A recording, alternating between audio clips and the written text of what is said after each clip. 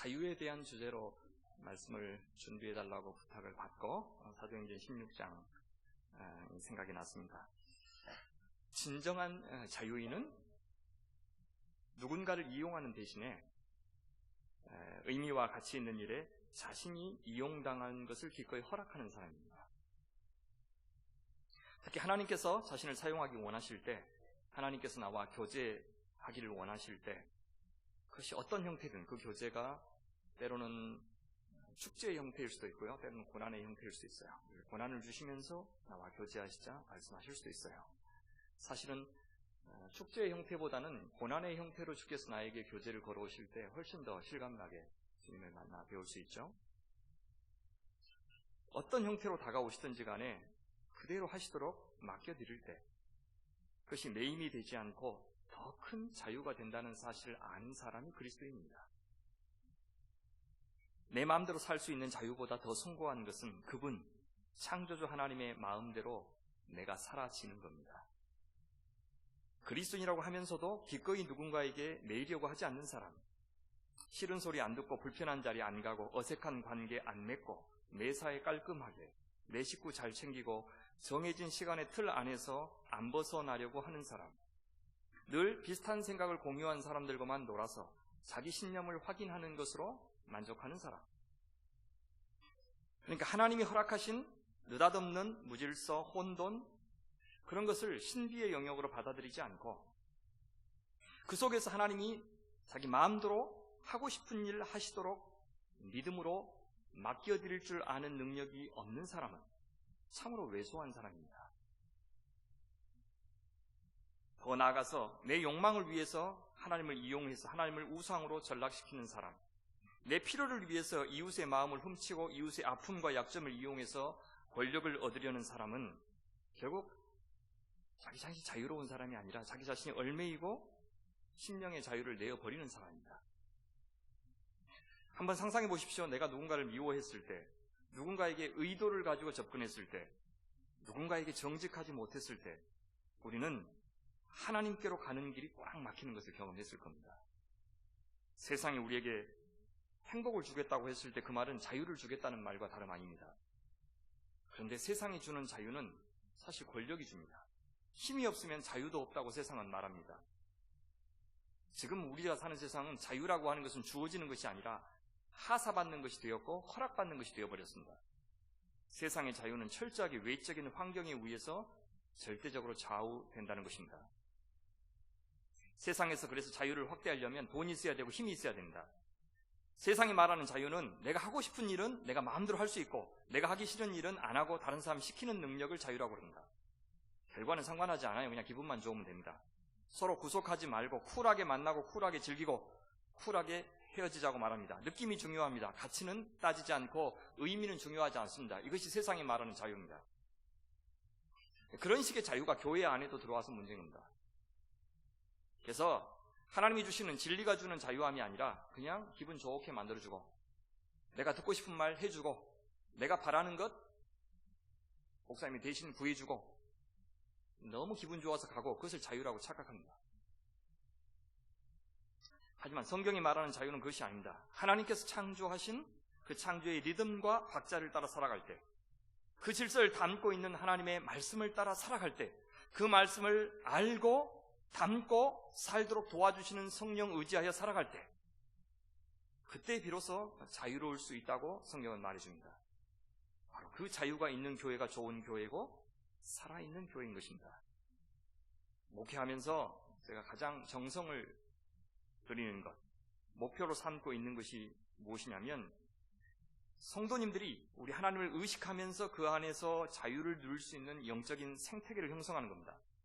교회에 좋은 사람 몇몇 더 늘어나는 것보다 설교를 건전하게 성경적으로 하는 목사가 되는 것보다 더 중요한 것은 성경에 뿌리 내린 문화, 생태계가 형성되는 것이라고 믿기 때문입니다. 도저히 거부할 수 없고 거스를 수 없는 하나님 나라의 이야기, 하나님이 하셨다고밖에 말할 수 없는 그 독특한 그 교회만의 이야기를 갖고 있는 공동체가 되는 것.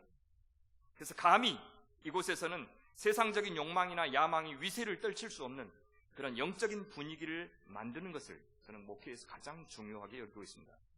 그런 것이 없으면 아무리 그 교회의 역사가 깊어도 그건 전통 있는 교회가 아니라 늙은 교회가 된다. 뼈대 있는 집안이 아니라 뼈만 앙상한 집안이 되고 맙니다. 무슨 말이에요? 자유가 없는 교회가 된다는 겁니다. 전통만 있고 자유는 없는 교회. 되게 고집스러운 사람이 많은 교회.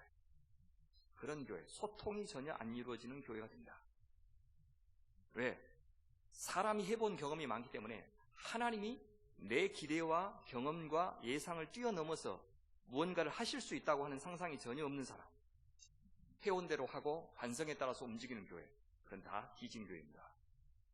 자유를 향유할 줄 아는 사람이 되는 것이 중요한 이유는 그것이 바로 구원의 최종적인 목표이기 때문입니다.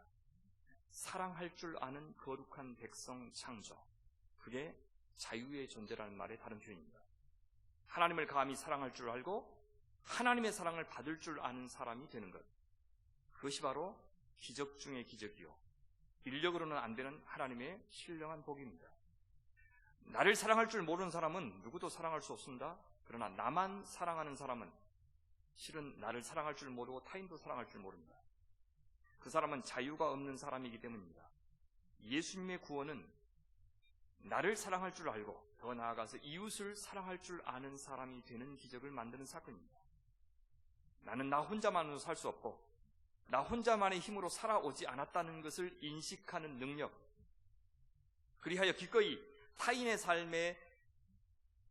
나의 삶에 개입하도록 참여하도록 허락하는 사람.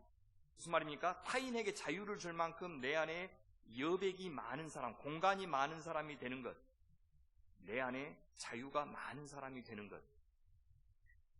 그런 관계적 상상력이 풍부한 사람이 되는 것이 바로 구원의 목표입니다. 세상도 사랑을 말하지만 그들은 결코 하나됨을 이루지 못합니다. 바벨탑의 하나됨은 싸울 수는 있습니다. 그렇지만 금방 스스로 허물고 맙니다. 서로 다른 사람들이 다름을 인정하면서 하나가 되는 것, 그것은 상대방의 자유를 인정해 주면서 사랑한다는 말입니다. 그렇다면 사랑이라는 말은 무슨 말이겠습니까? 내 자유를 타인에게 양도하는 것을 사랑이라고 합니다. 내가 손해보고 내가 불편해지기를 자청하는 것이 사랑입니다. 가진 것이 많아서 나누고 먹다가 배불러서 나누고 준 것보다 받을 것이 많다고 계산해서 나누는 것, 그래서 사랑이 아닙니다. 자기 자유가 침해당하는 것 없이 사랑하는 것은 사랑이 아닙니다. 내가 불편하지 않고 사랑하는 것은 사랑이 아닙니다. 내 자유를 내어주어서 상대방의 자유를 진작시키는 것을 사랑이라고 하기 때문입니다. 상대방을 자유롭게 해주지 않는 것은 사랑이 아니라 폭력입니다. 그래서 자유는 관계적입니다.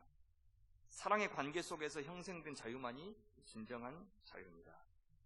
교회는 어떤 곳입니까? 내 자유를 타인을 위해서 허비하는 일들이 많아지는 그런 공간이 바로 교회입니다. 이타적으로 살겠다고 작정한 사람들이 모인 곳, 그것을 존재의 의미와 가치로 삼는 사람들이 모인 곳, 그러고도 계산하지 않고 그러고도 수지 맞았다고 해맑게 좋아하는 사람들이 모인 곳, 인간을 진정으로 자유롭게 하는 사랑이 있는 곳, 그것이 바로 교회입니다. 오늘 전체의 메시지는 그런 자유의 공동체가 되려면 어떻게 되는가라는 것입니다. 사실 우리는 알고 있습니다. 하나님의 사랑이, 예수님의 사랑이 우리를 그 욕망의 굴레, 우리 스스로 자유를 만들 수 있다고 착각하는 그 착각에서부터 우리를 자유롭게 해주었습니다. 그분의 다 내어주신 사랑, 그분의 다 포기하신 사랑, 아낌없이 베풀어 주신 그 희생적인 사랑 때문에 우리가 살아났고 우리가 살고 있는 겁니다. 그리고 우리더러 이제 너희도 그렇게 사랑으로 살려내라고 말씀하시는 겁니다. 그것을 선교라고 부릅니다. 우리도 십자가의 삶을 살아서 누군가를 자유롭게 해주라고, 그들에게 안식을 주라고 말씀하십니다. 그러려고 우리를 살리셨고 그러려고 우리를 모이게 하셨다고 말씀하십니다. 그렇게 사는 것이 영생, 즉 하나님 나라의 복을 누리는 삶이라고 말씀하십니다. 교회는 그걸 믿는 겁니다.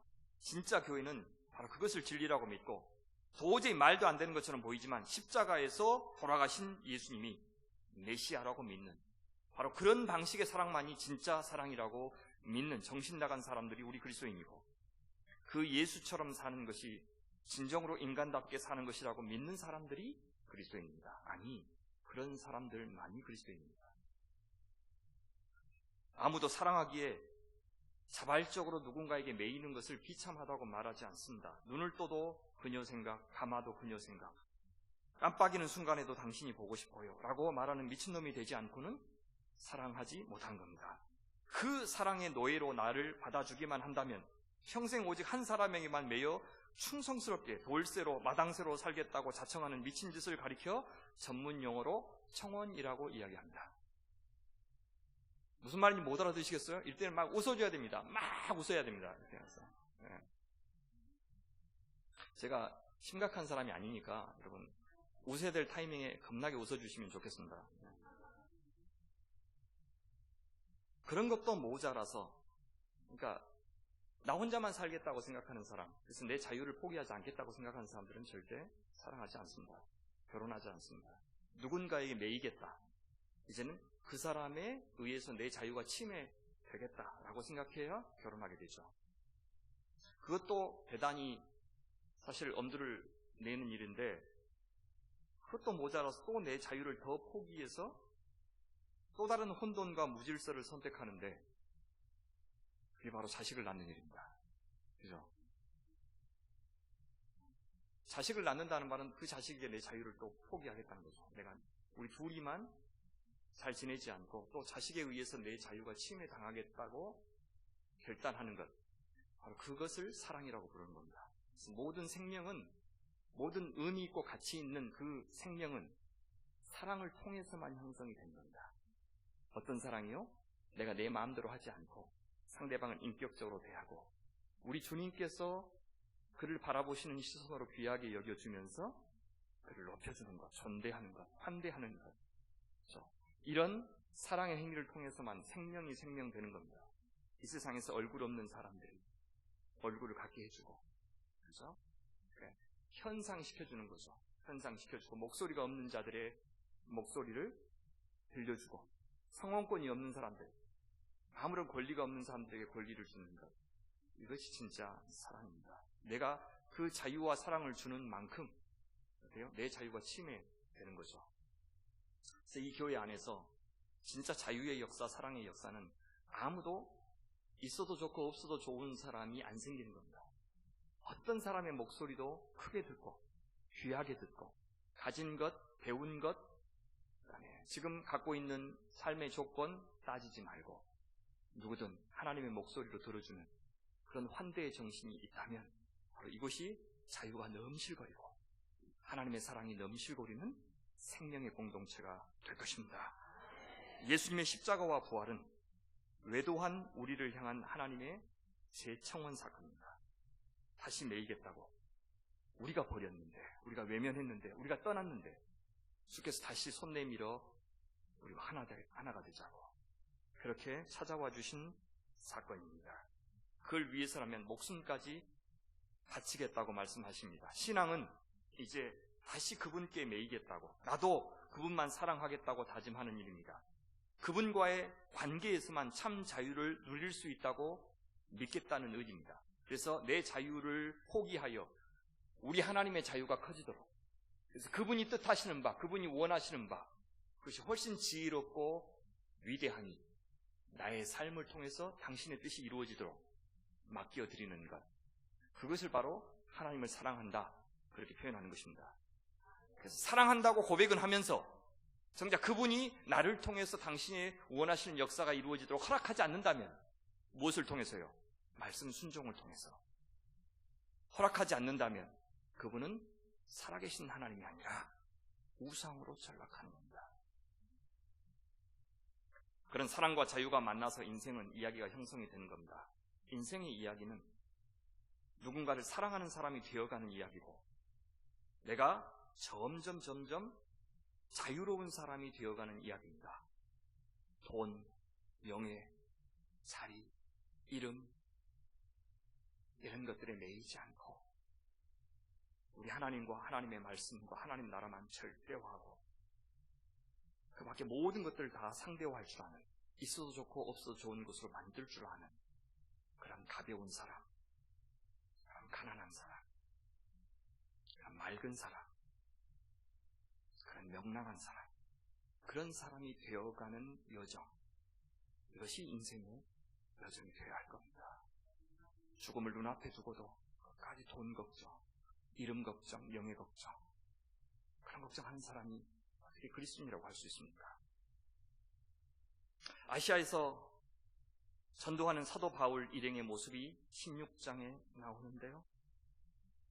여기서 우리는 하나님께서 자신들의 삶에서 일어나기를 원하는 일들은 하나도 빠짐없이 다 일어나도록 내어 맡기고 순종하는 사람들을 만나게 될 것입니다.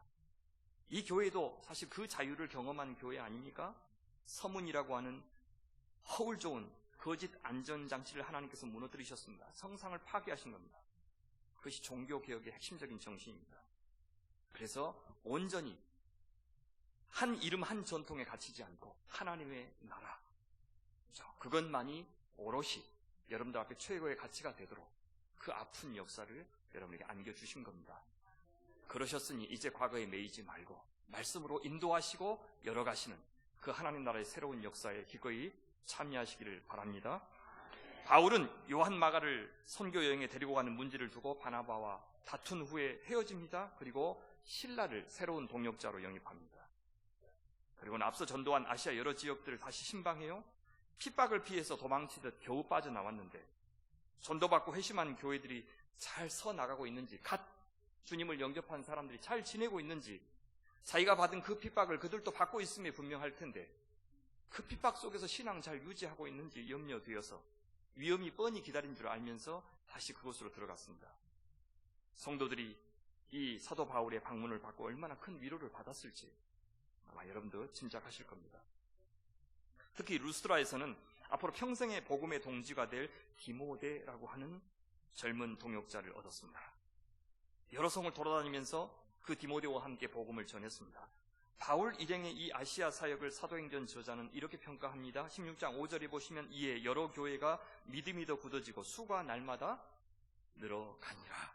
가슴 벅찬 이야기입니다. 파죽지세로 복음이 전해진 것은 아니었더라도 우린 종종 그런 어떤 그 성령의 놀라운 역사로 사역은 대단히 성공적이었고 그런 능력 있는 사역자를 통해서 아직도 아시아에는 하나님이 하실 일이 아주 많이 남아 있었습니다. 또 이 중요한 순간에 함께 동역할 사역자도 얻지 않았습니까? 그렇다면 6절 다음에는 다른 아시아 지역으로 옮겨서 거기서도 성령의 도움으로 승승장구했다는 말이 나와야 자연스럽습니다. 우리는 그렇게 하시는 것이 하나님께도 좋을 것이라고 짐작합니다. 그렇죠. 우리가 지나온 우리의 삶의 역사를 돌아보더라도 또 여러분 자신의 신앙 여정을 돌아보시더라도 거칠 것 없는 시절도 있었고 답보 상태를 벗어나지 못할 때도 있었을 겁니다. 근데 우리가 생각하는 다음 스텝과 하나님이 생각하시는 그런 단계는 항상 일치하지 않는다는 것도 여러분 기억하실 겁니다. 그런데 그런 것들에 우리 인간이 가장 큰 변수가 아닌 경우가 많습니다. 무슨 말이냐면 우리가 잘하면 잘 풀리고 우리가 불순종하면 잘못되고 항상 그런 것은 아니라는 겁니다. 사실은 어떤 상황에 대해서 판단할 때 우리가 그 상황을 해석하기 위해서 동원할 수 있는 시각들은 너무 다양합니다. 그런데 너무 천편일률적으로 안 좋은 일이 생기면 내가 뭔가 잘못한 것 아니야? 우리 인간이 뭔가 잘못한 것 아니야? 그렇게 따져보는 것은 사실 자연스럽긴 하지만 항상 그것이 이유가 되지는 않습니다. 하나님께서는 그보다 훨씬 더 큰 계획을 가지고 우리가 신실했더라도 안 좋은 결과가 나타나기도 하고 우리가 하나님 앞에 부족하더라도 순적한 인생이 열리기도 하고 그런다는 겁니다. 바울 일행을 향한 성령님의 전략은 달랐습니다. 하나님의 생각은 달랐습니다. 6절 보십시오. 성령이 아시아에서 말씀을 전하지 못하게 하시거늘. 바울의 사역이 갑자기 답보 상태에 빠졌습니다. 만일 바울을 주어로 문장을 다시 기술한다면 이후로 바울은 하는 일마다 안 됐다, 설교를 해도 들어주는 사람이 없었다, 가는 곳마다 박해를 받고 쫓겨났다, 교회를 세울 만큼의 회심자도 얻지 못했다, 이렇게 표현할 수 있을 겁니다. 그런데 놀랍게도 이 문장의 주어가 뭡니까? 성령이, 그죠? 성령님이 주어입니다. 아니, 성령께서 바울에게 실패처럼 보이는 상황을 주셨다는 뜻입니다. 그 신실한 바울에게, 그렇게 잘 준비된 일꾼에게 한 사람이라도 더 영혼을 구원하기 원하시는 성령께서 세상에나 그의 값진 사역이 막히게 하셨다? 여러분, 상식에 맞는 표현입니까? 우리는 대개 성령께서 주어만 되시기만 하면 뭔가 우리 힘으로도 할 수 없는 일들을 가능하도록 초자연적인 권능과 권세를 그분이 발휘하실 것이라고 기대합니다. 어려움 돌파하고 귀신 쫓아내고 병 고치고 기도가 뚫리고, 그래서 지지부진했던 이야기도 앞으로 시원스럽게 나아갈 수 있게 해주는 역할을 성령께서 하실 것이라고 생각합니다. 그래서 그 끝에는 늘 승리의 이야기가 나올 것이라고 기대합니다. 그런데 실제 그러지 않았어요. 성령이 주어가 되었는데 어떻게 해요? 막혔어요. 일이 안 됐어요. 실패했어요. 우리는 종종 그런 식의 우리의 생각과 기대 속에 성령을 가둬버립니다. 이것이 은사주의, 신비주의의 함정입니다. 아니, 무슨 주의라고 하는 말이 붙으면 언제나 없는 것이 하나 있습니다. 그것이 뭐냐? 자유입니다. 자유. 성령님도 무슨 주의 안에 갇히면, 공식 안에 갇히면 꼼짝없이 인간이 원하는 대로, 인간이 예측 가능하게 역사하셔야만 합니다. 거기엔 살아계신 성령님은 안 계시고 인간의 기대나 논리에 길들여진 성령님만 있을 뿐입니다. 그런데 하나님이 하나님이실 수 있는 것은 하나님의 자유 때문입니다. 자기 마음대로 하실 수 있어야 하나님이십니다. 주의가 믿는 하나님은 황금 송아지 하나님일 뿐 살아계신 하나님이 아닙니다. 여러분, 앞으로 새롭게 시작한 이 교회가 정말 의지해야 될 분이 이 자유의 하나님입니다. 그 말은 앞으로 이 교회가 가장 조심해야 되는 것은 이 하나님을 여러분의 교회의 방식으로 길들이는 일입니다. 절대 그래서는 안 됩니다. 저희 교회가 그리스도의 몸으로 성육화되어야 합니다. 그래서 그 하나님의 자기 마음대로 하시는 사역에 언제나 능동적으로 반응하고 말랑말랑하게 순종하는 쓰시기에 편리한 그릇이 되는 것, 그것이 이 교회에 가고 서는 것을 결정할 것입니다. 우린 성령께서 역사하지 못하도록 우리가 주인이 되어서 문제일 뿐, 성령께서 우리 인생의 주인만 되시면 문자 그대로 형통할 것이라고 믿습니다. 여러분도 믿습니까? 하지만 그렇게 믿어서는 안 됩니다. 성령께서 여러분 인생의 주인이 되시면 아무 문제 없이 잘 여러분 인생이 편안하게 흘러가지 않는다는 거예요. 이 교회도 절대 그렇게 흘러가지 않습니다. 그런 식의 기대로 성령을 길들이려고 하지 마시라고요. 성령님은 또 다른 보혜사입니다. 또 다른 어나더라고 하는 말은 한 보혜사가 계셨고 이제 그분의 역할을 담당하시는 다른 보혜사가 성령님이란 뜻입니다. 그러면 먼저 오신 한 보혜사가 누굽니까? 예수님이시죠. 그렇다면 성령님께서 역사하시는 사람이라면 어떤 사람이 되겠습니까? 예수의 삶을 살고 예수의 남은 고난을 감당하며 이 땅에서 하나님 나라의 사역을 감당하는 왕의 사람들이 될 겁니다. 그렇다면 우리 예수님의 삶이 순탄치 않았듯이 하나님 아버지 앞에 순종했던 예수님이 이 세상으로부터 거절을 당하고 버림을 당했듯이 제대로 성령님을 주어로 삼는 인생으로 산다면 이 세대의 주류에 끼어서 떵떵거리며 살 생각은 접어야 할지도 모릅니다. 우리가 친히 우리의 이야기 속에 성령님의 배역을 결정하는 경우가 얼마나 많은지 모릅니다. 성령님을 의지하여 기도한다고 하지만 얼마나 많은 경우 그분은 우리의 종이 되고 우리가 주인이 되어 그분을 주변으로 만드는지 모릅니다. 내 이야기를 쓰고 싶어서 그분의 힘을 빌었던 시간이 얼마나 많습니까? 그때 우리가 아무리 철야 기도를 드린다 할땐 그건 철야 농성으로 전락하게 됩니다. 아무리 우리가 금식 기도를 드려도 그것은 금식 기도가 아니라 단식 투쟁이 됩니다. 여러분, 금식 기도가 뭡니까? 곡기를 끊어서라도 내 자아를 철저히 죽여서 주의 뜻만 오롯이 내 삶에서 이루어지기를 구하려고 우리가 밤까지 굶어가면서 기도하는 것인데, 그럼 정반대입니다. 내가 목숨으로 위협해서라도 기엽고 하늘을 향한 내 지성을 증명해서 하늘에서 내 뜻이 이루어지게 하려고 몸부림쳤던 그런 시간들을 금식 기도로 만들어버립니다. 그래서 기어이 응답을 받아낸 사람을 믿음의 사람이라고 불러주고, 하나님의 보좌를 흔들어서라도 하나님을 설득해낸 사람을 능력의 사람이라고 칭송해 주는 버릇이 교회 안에 있습니다. 큰일 날 일입니다. 하지만 어떤 사역과 어떤 기도에서도 성령님의 자유가 보장되지 않는다면 기독교는 이 무당 종교로 전락하고, 목사는 영매가 되고, 헌금은 복채가 되고 말 것입니다. 그래서 교회 안에서 아무리 강조해도 성도님 생각이 잘 안 바뀌어요. 저는 제사장이 아닙니다. 우리 모두가 다 제사장입니다. 아무리 설명해도 안 믿으셔요.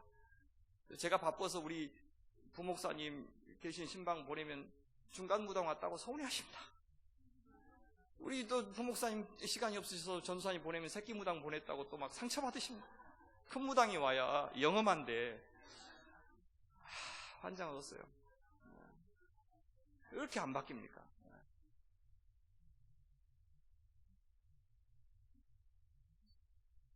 그렇게 하나님을 설득하려고 하는 사람, 자기가 철저히 죽으려고 하는 사람이 아니라 살아서 하나님 기도 안 들어주면 나 뒤져볼라요. 그리고 막 그냥 정말 죄도 없는 소나무나 그냥 괴롭히고, 이런 사람들은 내려오면요, 정말 금식 기도를 제대로 한 사람들은 자기가 아무것도 아닌 채로 내려옵니다. 우리 하나님만이 절대적이 되고 자기는 아무것도 아닌 인간이 되어서 내려옵니다. 정반대의 사람은 지가 하나님 돼서 내려와요. 와서 온갖 하나님 짓거리 합니다. 목소리도 바뀌어요. 할렐루야 이러고 자빠졌어요.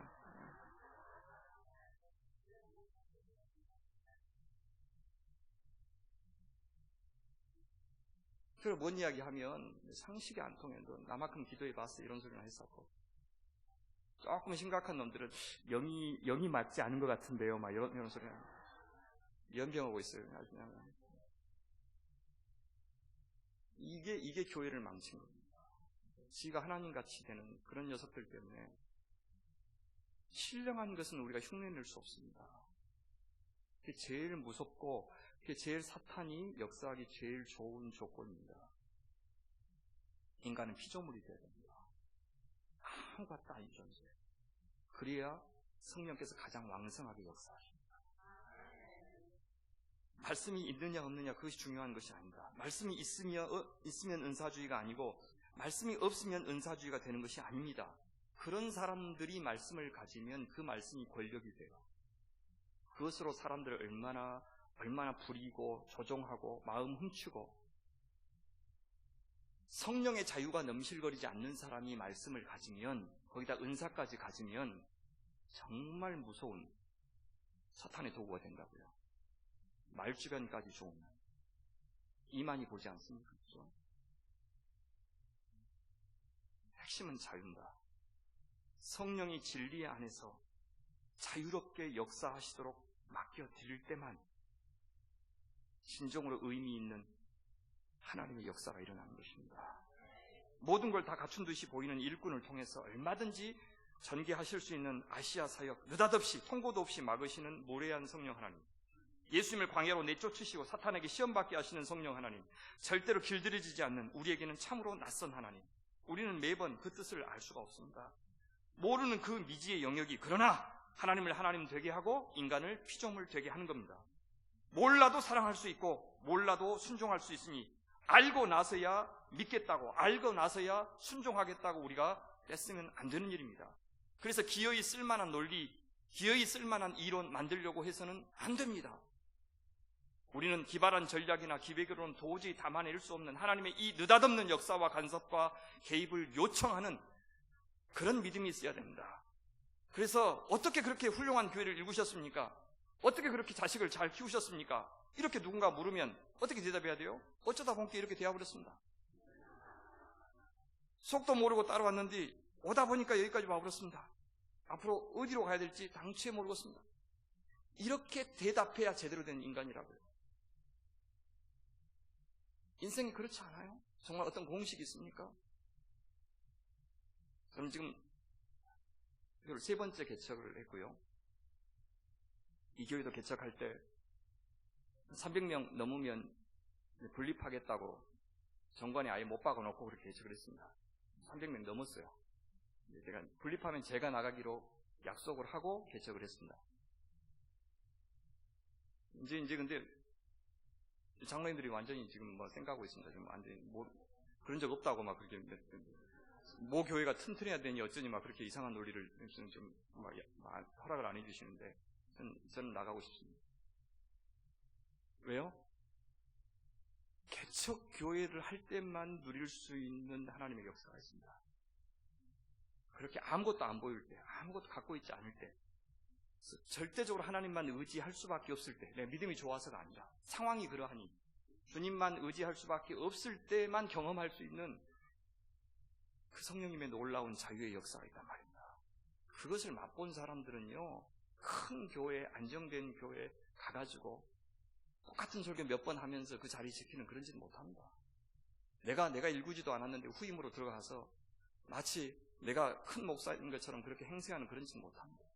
그게 의미 없다는 게 아니라 도저히 그 체제를 유지시켜주는 것을 목적으로 삼는 그런 사역으로 만족을 못한다는 겁니다.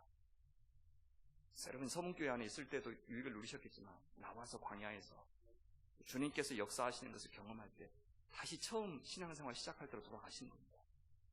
주님만 의지했고 주님으로만 만족했고 서문에 이름 없어도 귀한 아주 큰 궁전 같은 그런 예배당 없어도 말씀이 있으면 행복했고 교제할 지체가 있으면 행복했던 그 초대교회로 그죠? 이런 축복이 더 어디 있습니까? 아이고 인생 다 저물어가는 이때 이런 복을 다시 한번 주시다. 내 스스로는 그렇게 감히 결단할 수 없었는데 그래서 아픈 시련을 통해서 그런 복을 누리게 하시는 그 축복을 여러분들 감사하시길 바랍니다. 바울도 처음에는 얼마든지 사역하다가 만날 수 있는 어려움 정도로 여겼습니다. 그래서 바울은 부르기아와 길리기아 땅으로 다녀가 무시아 앞에 이르러 비두니아로 가고자 애썼다고 성경은 말합니다. 지금 터키 남쪽에서 북쪽으로 향했다는 뜻입니다. 후퇴를 거듭했습니다.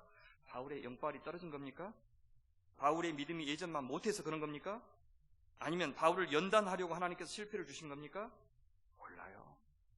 바울이 영문을 몰랐을 겁니다. 그냥 당했습니다.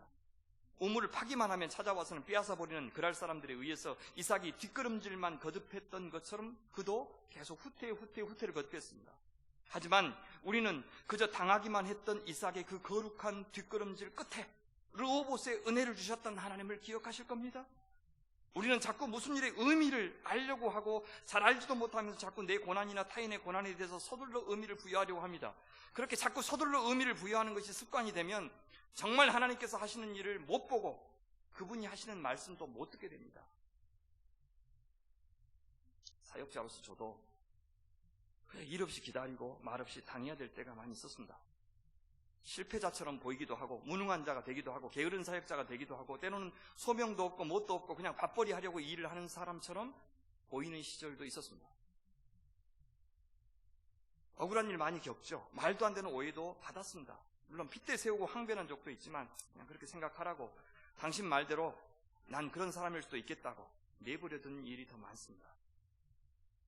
그래서 그냥 그 사람들의 오해를 제 인생의 밑짐으로 여기기로 했습니다. 밑짐, 배가 엎어지지 않도록 여기는 평행수라고 이야기하죠. 배 밑에 이렇게 쟁여놓는 그런 짐을 밑짐이라고 합니다. 그래서 나는 그런 사람일 수도 있기 때문에 조심해야지 라고 받아들이기로 했습니다. 그렇게 그냥 당하는 것이 순종일 때도 있다는 겁니다.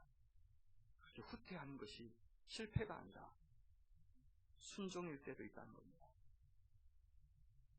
고은 시인의 시 중에 이런 게 있어요. 노를 젓다가 너를 놓쳐버렸다. 비로소 넓은 물을 돌아다 보았다. 바울은 너를 놓쳤다고 생각했을 겁니다. 회심하고서 귀하게 써주실 줄 알았는데 고향 다소로 낙향해서 바나바가 안디옥으로 불러줄 때까지 10수년 동안 단 한 줄의 활약상도 없이 지내는 동안 바울은 어쩌면 너를 놓쳤다고 생각했을지 모릅니다. 바나바와 다투고 팀이 무너졌을 때에도 그는 너를 놓쳤다고 생각했을 겁니다. 피시디 안디옥과 이고니온에서 돌에 맞아서 사람들이 죽은 줄로 알고 끌어다 성 밖으로 내치는 순간에도 그는 너를 놓쳤다고 생각했을 겁니다. 하지만 그때마다 그는 넓은 물을 보았습니다. 그때마다 그는 자신이 아니라 성령께서 그 배의 향방을 정해주시는 것을 경험했습니다. 자신이 노를 놓치는 그 순간, 자신이 노를 잡고 자기 인생의 방향을 정할 수 없을 그때 성령 하나님께서 더욱 자유롭게 역사하시는 것을 보았습니다. 여러분들이 노를 놓쳤기에 예수 비전교회라고 하는 교회가 태어났고, 이욱진 목사님께서 노를 놓쳤기에 이 전주까지 와서 여러분들의 목회자가 되십니다. 무엇이 문제입니까? 그렇게 능력 있고 신실한 종이 사역했는데, 그렇게 하나님의 마음과 뜻을 잘 헤아리고 누구보다도 하나님의 영광을 위한 마음으로 복음을 잘 전하는 사도 바울이 목숨 걸고 사역하고자 하는데, 여전히 복음을 들어야 될 영혼들이 아시아에 많이 남아있는데 왜 성령님은 막으신가요? 뭐가 문제죠? 누구보다도 이해 못할 사람들은 바울 일행이었을 겁니다. 그래서 그들은 또다시 후퇴해서 무시아를 지나 항구 도시 드로아까지 내려갔습니다. 그들은 주님이 도우시면 안 될 것이 없다는 마음으로 용맹정진하지 않았습니다. 믿음이 부족하고 기도가 부족해서 그런 것이니 더 열심히 기도하면 열릴 것이라고 생각하지 않았습니다. 그분의 마음을 감동시키기 위해서 애쓰지 않았고, 자신들이 성령님에 의해서 감동되기를 원했습니다.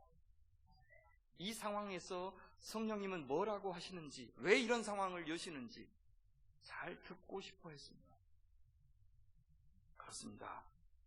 남다른 열정으로 무언가를 하나님께 해드리는 것보다 더 중요한 것은 이해할 수 없는 성령님의 뜻을 수용하고 순종하는 겁니다. 잘 모르겠다고 말하고, 내가 할 수 있는 게 없다고 말하고, 뭘 어떻게 해야 될지 잘 모르겠다고 말하는 것이 믿음입니다. 그리고 묻는 겁니다. 그리고 기다리는 겁니다. 자꾸 서둘러서 신학적인 모범 정답 만들어내지 않는 것. 그래야 성령께서 길을 여실 때 깜짝 놀라는 겁니다. 원더, 놀라움, 경이감, 기이함, 거기서 외경심이 나오는 겁니다. 예배를 예배되게 하는 것은 외경심입니다. 놀라움, 두려움, 그죠? 경이감, 이런 것들이 역시 늘 낯익은 하나님, 그죠? 만만한 하나님, 익숙한 하나님, 그런 것으로는 절대 내 신앙의 용어가 바뀌지 않습니다. 내 기도의 말이 바뀌지 않습니다. 늘 하던 기도 드리고 하던 찬양 드리고. 시편 기자는 새 노래를 지어서 주님을 찬양하자 부릅니다. 옛날에 불렀던 노래로는 도저히 담을 수 없는 하나님, 다른 사람이 불렀던 찬양으로는 도저히 담을 수 없는 하나님, 새 노래를 지어야 고백할 수 있는 그 하나님, 그 하나님을 만났으니 그 하나님으로 새 노래를 지어서 예배하자고 초대하는 그 초대가 여러분의 예배 속에 있으려면 어떻게 해야 된다고요? 서둘러서 모범 정답 만들지 마라. 그 입 다물라는 겁니다. 그렇습니다. 인생에서 우리의 진퇴를 결정하는 것은 사역의 성패가 아니라 성령님의 뜻이어야 됩니다. 성령의 뜻이면 성공처럼 보여야 할 때 떠날 수도 있고, 실패처럼 보여도 고수해야 될 때도 있는 겁니다. 하지만 나의 마음이 오로지 하나님 앞에 우리가 신실하기만 하다면 나의 가장 큰 실패가 하나님 나라에서는 사탄을 웃다가 울게 만드는 하나님의 기막힌 역사의 시작이 될 수도 있습니다. 나의 약함이 하나님의 강하심이 드러나는 통로가 될 수도 있습니다. 그 고난과 아픔과 뼈아픈 나의 한계가 가져다준 만큼의 여백과 공간이 나로 새로운 세계와 손을 맞잡게 만들어줄 겁니다. 예수님의 십자가가 그랬듯이, 예수님의 십자가가 세상의 모든 도모와 계력과 권력을 비웃은 하나님의 지혜가 되었듯이 말입니다. 전도서 기자는 이렇게 말합니다. 빠르다고 해서 달리기에 이기는 것은 아니며, 용사라고 해서 전쟁에서 이기는 것도 아니더라. 지혜가 있다고 해서 먹을 것이 생기는 것도 아니며, 총명하다고 해서 재물을 모으는 것도 아니며, 배웠다고 해서 늘 잘 되는 것도 아니더라. 오메, 세상에 성경에 이런 말도 있어? 성경 좀 읽으십시오. 성경에 이런 말도 있습니다. 귀하죠. 참 인생에 지혜가 한껏 한겨져 있지 않습니까? 왜 그래요? 왜 빠르다고 해서 달리기 위해서 이기는 것 아닙니까? 전도서 기자는 그 뒤에 뭐라고 이야기하냐면 시기와 기회를 주관하시는 분, 즉 역사의 주인이 하나님이시기 때문이라고 말합니다. 지금 세상이나 심지어 교회 할 것 없이 빠른 경주자가 되라, 전쟁에 능한 용사가 되라, 총명하고 많이 배운 지식인이 되어야 경쟁에서 이기고 경쟁에서 이겨야 하나님 앞에도 큰 영광을 돌릴 수 있다, 이렇게 말합니다. 다 거짓말입니다. 교회는 그런 거짓말에 속아서 우리가 세속적으로 성공해야 하나님 나라도 성공하고 하나님의 뜻이 이루어진다고 구라를 칩니다. 아니, 그렇다고 믿고 싶어 합니다. 세상의 거짓말은 이미 들통나서 그렇게 우리가 우러러보던 회사들이 아예 목숨이 끊어지든지 아니면 수혈을 받아서 생명을 부지할 만큼 중병에 걸려있는 사실이 점점 드러나는데도, 소위 시간의 테스트 앞에서 허무하게 무너지는데도 100년을 간 기업이 어디 있습니까? 50년을 간 기업이 어디 있습니까? 몇 년 전에 삼성경제연구소에서 우리나라 50년 전에 100대 기업에 속한 기업 가운데 50년 후에 100대 기업이 여전히 남은 기업이 몇 개나 있는지를 조사한 적이 있습니다. 그래서 한번 여러분 추측해 보십시오. 몇 개나 남아있겠습니까? 100대 기업 가운데 50년을 지나서 여전히 100대 기업 안에 머물러 있는 기업이 몇 개나 남아있을 것 같아요? 7개 남아있었습니다. 7개. 나머지는 99등도 안 들어가 있어요. 없어지든지 사라지든지 아니면 100이 밖으로 밀렸든지. 당시에 넘버 2가 동명목재였습니다. 저는 잘 모릅니다. 우리 어르신들 알죠? 동명목재. 사라져버렸습니다.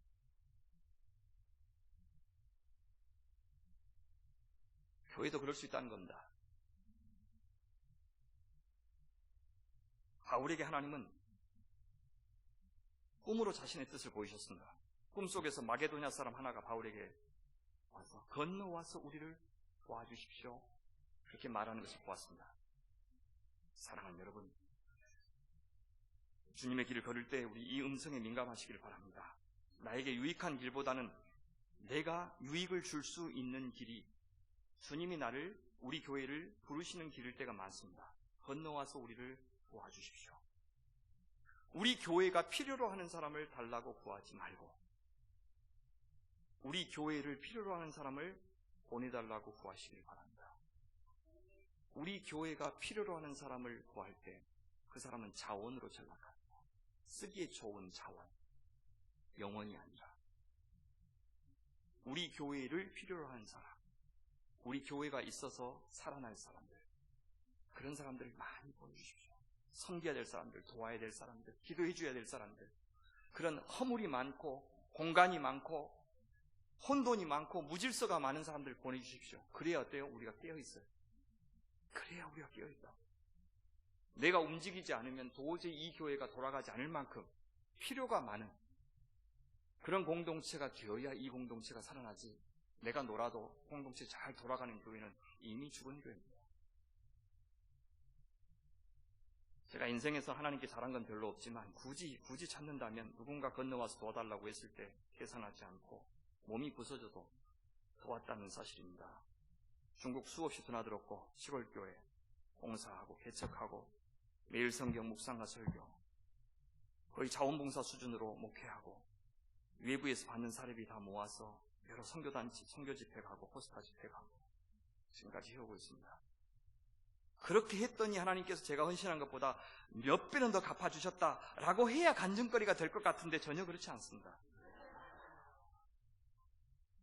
지난 10수년간 저희 사남매가 부모님 농사비 갚느라고, 중에서 두 형제는 시골에서 13년간 식당을 해준다 부모님이라 자기 청춘 다 바쳐가면서 자기 다 못 갚았고 부모님, 어머니 허리 나가서 이제는 더 이상 못해서 나머지 저희들이 또 나눠서 갚고 있습니다. 그런데 작년에는 제가 살고 있는 전셋집이 사기를 당해서 갑자기 경매에 넘어갔습니다. 그 집주인이 안수집사입니다. 제가 목사님도 알고 있습니다. 이 썩을 놈이. 근데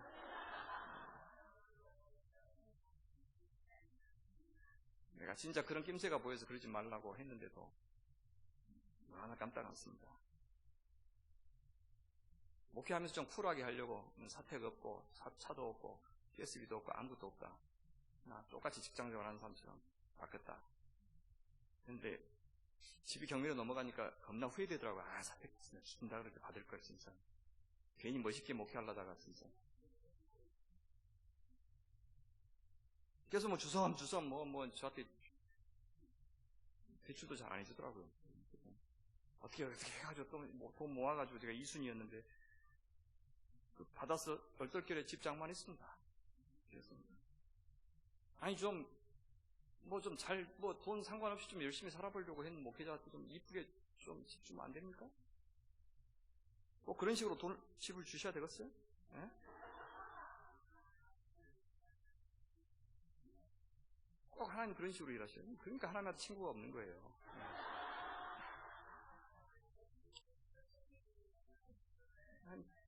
좋긴 좋은데 절대 잘 안 해주셔요. 우리가 힘들 때 이렇게 못 본 척하고 못 들은 채 하고 이렇게 쌩까는 게 특징입니다. 그리고 다 끝나면 자기가 다 했다 그래. 그래서 이게 하나님의 특징이십니다. 그래서 친절하지 않을 걸 생각하고 너무 잘해줄 걸 기대하시면 상처를 받습니다. 좋은 분인 건 알겠는데 우리가 원하는 대로 좋게는 안 해주셔요. 자기 마음대로 하시는 unmerciful mercy라고 해요. 무자비한 자비. 그죠? 분명히 자비는 자비인데 기분이 겁나 좋은 자비는 아니에요. 그래서 아주 좋은 하나님이라고 이렇게 착각하시면서 여러분들이 막 믿으신다면 환멸하시기 바랍니다. 환희멸하는 꿈 깨시기 바란다는 뜻입니다. 이렇게 주님 잘 믿고 살면 살아가면서도 뭔가 남길 것이 있도록 부어주실 것이라고 생각해서 그렇게 사는 것이 아니라 그렇게 사는 것이 옳기 때문에 그렇게 사는 것이 사람다운 사람이고 인간의 도리이기 때문에 우리는 하나님을 의지하고 사는 겁니다.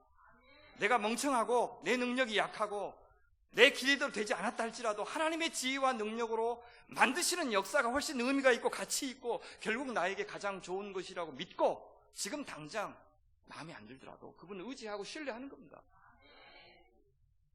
부디 그렇게 살아오셨듯이 우리 잘 대접해주는 사람하고만 가까이 하지 말고 돈 좀 모인다 싶은 것만 기웃거리지 말고 건너와서 우리를 도우라 라는 그 음성을 잘 듣는 우리 성도님들과 교회가 되시기를 바랍니다.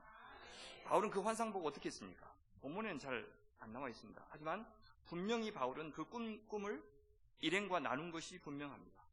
어떻게 알 수 있느냐 하면 바울이 환상을 보았다 하고는 주어가 갑자기 우리로 바뀝니다. 10절 끝에 보십시오. 우리가 인정했다 이렇게 결론이 나오죠. 우리가 인정했다, 그렇게 여기다, 그렇게 결론짓다, 그렇게 확신하다 그런 뜻입니다. 공동체가 우리가 서로 논의한 후에 바울이 본 이 환상은 하나님께로부터 온 것이고 개꿈이 아니고 바울 일행이 아시아를 떠나서 유럽 땅으로 건너가라고 하는 하나님의 뜻이다 라고 누가 결론을 내렸다고요? 바울이 아니고 바울이 결론을 내서 통보한 게 아니고 내가 사도니까 내가 본 환상 맞다 당신들은 순종하라 이게 아니고 같이 놓고 이야기하면서 우리가 결론을 내린 거예요. 바울은 사도였고 부활하신 예수님도 직접 본 사람입니다. 그가 환상을 보았어요. 그런데 바울은 곧장 그것이 하나님의 인도고 하나님의 명백한 뜻이라고 결론짓지 않았어요. 혼자 다 결정해놓고 통보하지 않았어요. 일행에게 단지 언제 갈지 어떻게 갈지만 물었던 것 아닙니다. 가야 할지 말아야 할지 이것을 하나님의 음성으로 믿어야 하는지 그렇지 않는지 그것부터 같이 숙고했습니다. 무슨 말입니까? 바울은 철저하게 자신을 공동체에 매인 겁니다. 공동체에 묶인 겁니다. 개척을 하면서 우리 장로님들이 13분이나 된다. 저희 교회 장로님들이 제일 두려워하는 것이 제가 다른 교회로 갈까봐 제일 두려워하십니다. 제가 보잘것없기도 하지만 큰 교회에서 계속 청빙이 들어오니까 언제든지 갈 수 있는 사람이라고 생각해서 조마조마합니다. 두 가지 말씀드렸어요. 첫 번째는 만약에 간다는 것이 혹시나 하나님의 뜻일지 모른다고 결정했을 때는 교회 앞에 내놓고 교회가 허락해 줄 때만 갑니다. 저는 교회에 매인 사람이지 저 혼자 이제 결정한 사람이 아니고 교회가 가라면 가고 머물라 하면 머물고 저는 100% 교회 앞에 순종합니다. 두 번째, 교회가 저를 쫓아내지 않는 한 목사가 시켜드리는 발로 천국 가십시오. 제가 장례 치러드리겠습니다. 다시는 이제 장로님들이 말씀 안 하십니다. 목사는 그런 존재입니다. 더 좋은 자리 나면 쏙 빠져나가는 그런 존재가 아니라 철저하게 이제부터는 공동체의 메인주의입니다. 조국교회 어려움의 중심의 목사들의 전행, 권위주의를 꼽는 목소리가 높습니다. 만약 그게 사실이라면 그것은 목회자가 자신의 공동체의 일원이 아니라 자기가 머리라고 생각하는 데서 나오는 겁니다. 하나님이 그렇게 해도 될 만한 권위와 특별한 지혜, 특별한 통찰력을 자신에게 주셨다는 확신, 그런 근거 없는 확신도 이 권위주의를 만들어낸 이유가 되기도 합니다. 그들은 공동체에 매이지 않은 것입니다. 하지만 성령의 인도를 받는 하나님의 일꾼들은 공동체를 통한 하나님의 역사를 믿습니다. 나에게 역사하시는 성령이 성도들 가운데 역사하시는 성령님보다 더 우월하다고 생각하지 않을 때 우린 기꺼이 공동체에 매일 수 있는 것입니다. 저에게도 성령님이 역사하시지만 여러분 각자에게도 성령님이 역사하시는데 제 성령님이 훨씬 더 우월하고 여러분들이 좀 열등하다고 생각할 수가 없잖아요. 그래서 저는 성도들 안에 역사하시는 성령님이 뭐라고 말씀하시는지 듣는 것이 제 사명이라고 생각합니다. 저는 좀 제가 제 자신을 제일 못 믿습니다. 저희 공동체 안에서 저를 제일 못 믿기 때문에 우리 교회가 어려움에 처하면 그건 저 때문일 겁니다. 다들 성숙하신데 제가 믿음이 제일 없어요. 그래서 제일 목회하기 불편하게 만들었습니다. 우리 교회처럼 따라하는 말이 아닙니다. 제가 저를 못 믿기 때문에 제가 목회하기 무척이나 옹색하게 만들어놨습니다. 그래서 당회장 자리도 다 우리 장로님들한테 다 드렸어요. 장로님들 돌아가면서 당회장 하십니다. 2년 임기로 본인들끼리 투표해가지고 당회장 뽑아서 당회장 하십니다. 너무 잘하셔요. 잘하셔요. 근데 지금 3번째 당회장 하시는데 다 만장일치로 당회장에 선출돼가지고 자기도 자기 뽑은 거죠. 예. 그래서 만장일치가 안 돼서 안 들켰을 건데 어쨌든 들켰어요. 예. 예. 너무 잘하셔요. 너무 잘하셔요. 인생 경륜도 있고 신앙도 저보다 좋고 또 제가 도와드리니까 당회장 극가끔 잘하셔요. 뭐가 문제예요? 목사가 해야 제일 잘한다는 보장이 어디 있어요? 그런 임상이 있어요? 없어요. 저는 믿지 않아요. 당회장은 당회원 중에서 마더레이터 하면 되죠. 사회자 역할을 하면 되는 거죠. 의장. 당회 의장이 당회장입니까? 그게 무슨 자리라고? 제가 개혁은 장로님들한테 당회장 자리를 물려준 것이 개혁이 아닙니다. 당회장 자리를 아무것도 아닌 것으로 만드는 것이 개혁입니다. 누구나 할 수 있는 성령을 의지한다면, 믿는다면, 그리고 공동체의 음성을 듣고자 하는 겸손한 종이라면 누구든 할 수 있는 자리로 만드는 겁니다. 일단 공동체가 생각이 모아지자 바울 일행은 지체하지 않고 건너갑니다. 이 교회도 그래야 됩니다. 어떤 의사결정 과정이 있든지 간에 모아지면 순종해야 됩니다. 자기 소리 내면 안 됩니다. 하나님은 왜 바울 일행이 아시아를 떠나야 하는지 끝까지 설명하지 않으셨습니다. 왜 마게도냐 땅으로 가야 하는지도 말씀하지 않으셨습니다. 가야 한다고만 말씀하셨습니다. 바울은 그 의미를 몰랐지만 순종하는 일은 지체하지 않았습니다. 마음 바꾸는 일 머뭇거리지 않았습니다. 호달지 않고 순종했습니다. 참 단순한 충성을 보인 하나님의 종이었습니다. 바울에게 중요한 것은 자신이 일할 곳이 아시아인지 유럽인지가 아니었습니다. 어디에서 일하는 것을 자신이 더 원하는지보다 어디가 하나님이 원하시는지가 더 중요했습니다. 어디로 보냈든지 간에 자신이 할 일은 딱 하나밖에 없기 때문입니다. 뭡니까? 복음을 전하는 것. 하나님께서 우리를 어떤 교회로 부르시든 어떤 나라로 부르시든 어떤 직업으로 부르시든 궁극적으로 우리가 거기서 해야 될 것은 그 일을 통해서 하나님 나라의 복음을 전하는 것. 그것이 바로 우리의 소명이고 사명인 줄 믿으시기 바랍니다. 드디어 바울 일행이 드로아에서 배를 타고 사모드라게로 직행하고 다음에 조금 걸어서 유럽의 첫 관문인 네아폴리에 도착합니다. 그리고 그들이 이동해서 맨 먼저 사역을 시작한 곳이 빌립보입니다. 저자는 그것을 마게도냐 지방의 첫 성이라고 소개하는데 첫 성, 가장 큰 성읍, 가장 중요한 성읍 그런 뜻입니다. 그것이 바로 행정 중심지였기 때문입니다. 으뜸 가는 도시 그런 뜻이기도 합니다. 그러니까 마게도냐의 행정 수도는 데살로니가였지만 로마의 퇴역군인 전쟁 영웅들을 위해서 특별히 로마가 조성해준 이 빌립보는 마게도냐 도시 가운데 가장 로마스러운 도시였고 지중해의 로마라고 불러도 좋을 만큼 로마의 문화가 꽃피운 도시였습니다. 그래서 빌립보서에 보내는 그 편지에서 바울은 이렇게 이야기합니다. 오직 너희는 그리스도 복음에 합당하게 생활하라. 이 합당하게 생활하라 직역할까요? 시민답게 살라. 빌립보 사람들이 제가 로마 시민으로서 빌립보 시민답게 살기 위해서 애썼듯이 너희도 이제는 그리스도의 복음을 가진 사람으로서 하나님 나라 시민으로서 합당하게 그 시민답게 살라. 그런 뜻입니다. 거기서 바울은 그렇게 천국 시민답게 살 때 기쁨이 찾아올 것이라고 말하고 있습니다. 그래요? 사역자는 사역자답게 살아야 합니다.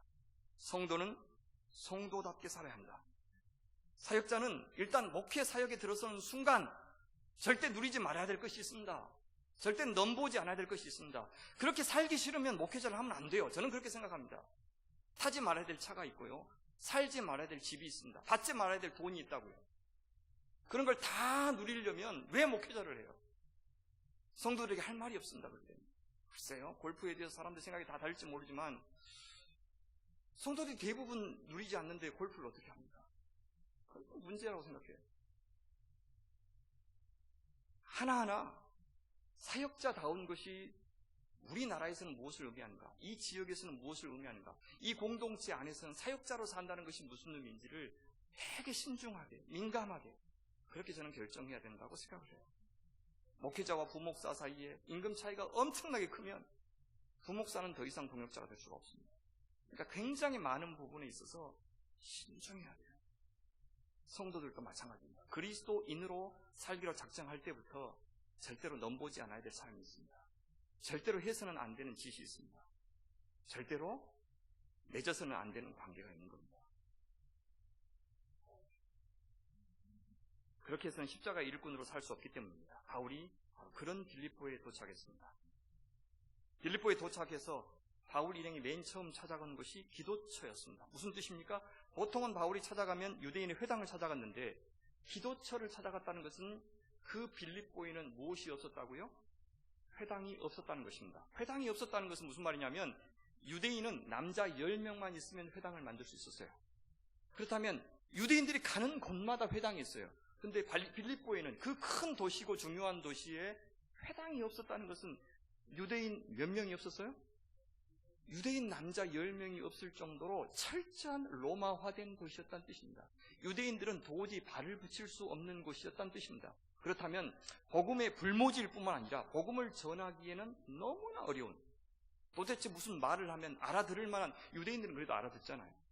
메시아라는 개념도 알고, 그죠? 구약의 언약의 개념도 알기 때문에 뭔가를 설명해도 괜찮기 때문에 유대인의 회당에서부터 시작한 것인데 그런 기본적인 성경에 대한 배경도 없는 도시가 빌립보였습니다. 그런데 로마 사회에서는 너무나 중요했습니다. 성령님은 그곳으로 그를 인도한 겁니다. 빌립보, 예수 안 믿은 채로 살기는 참 좋은 곳, 신앙생활하기는 참 어려운 곳. 하나님께서요, 이스라엘 백성들이 광야 생활 다 끝나고 이제 가나안으로 들어가기 전에 모압 평지에서 앞으로 가나안에 들어가면 너희들이 어떻게 살아야 될 것인지 말해주는 책을 가리켜 뭐라고 그럽니까? 신명기, 그렇게 불러요. 신자 무슨 신자죠? 제신자, 다시 신자. 그러니까 명, 하나님의 말씀을 다시 준다 그 말이죠. 한번 시내산에서 한번 주셨죠. 첫 번째 언약 주셨잖아요. 그것을 시내산 언약 그렇게 이야기하죠. 그것을 한 번 더 주시는 거죠. 어떤 상황에 맞게?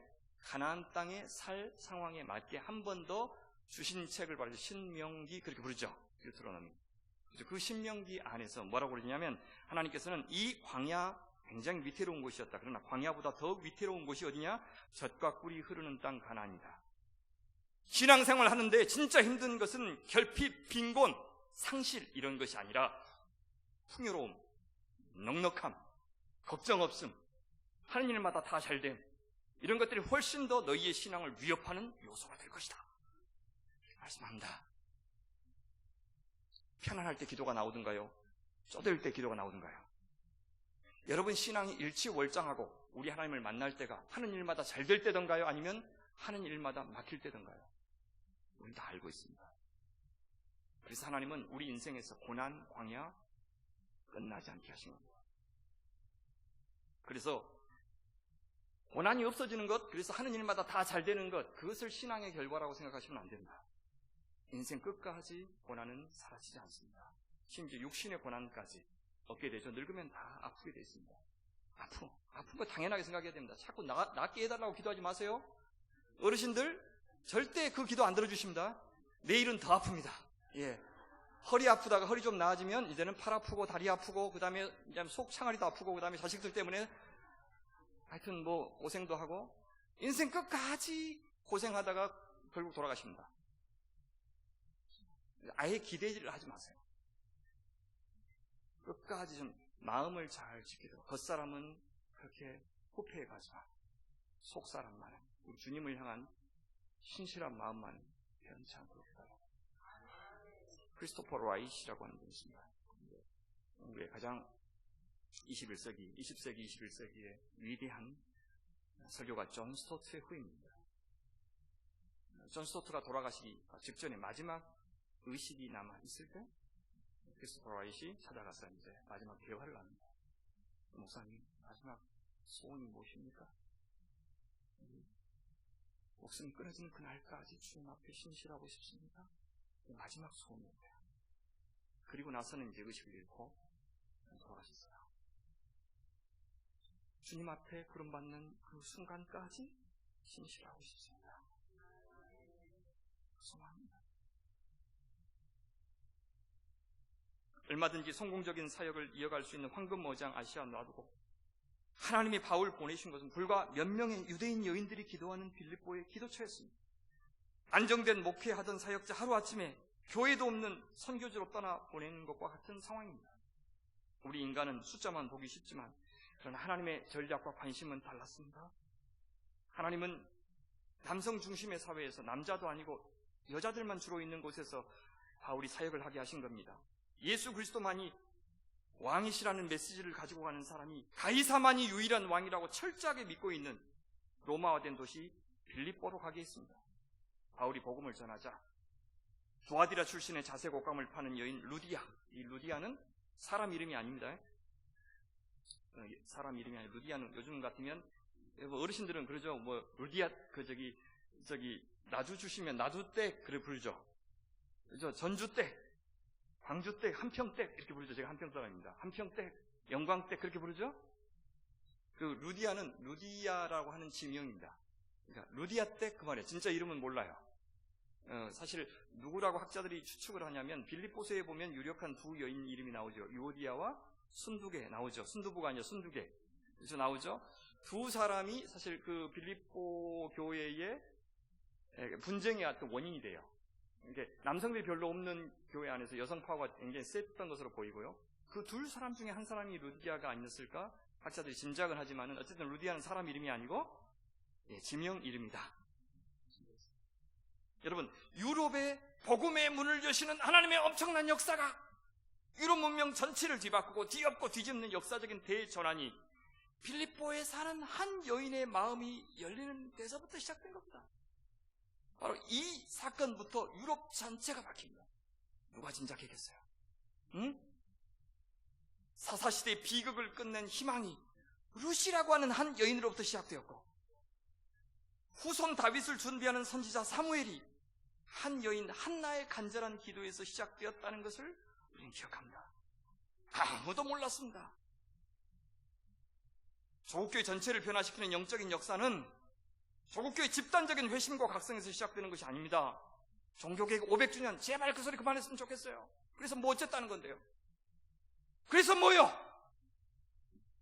집회하고 세미나하고 그럼 바뀌어요? 501년 때는 뭐 할 건데? 오늘부터 이제 어제가 500주년이었으니까 오늘부터 501주년이에요 지금. 그럼 뭐 어쩔 건데? 그럼 지금 뭐 어쩔 건데? 지금 연기하고 있어요.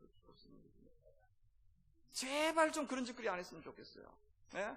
조국교회가 1906년 성령 대부흥 100주년 기념해서 얼마나 집회를 했어요. 그 시점을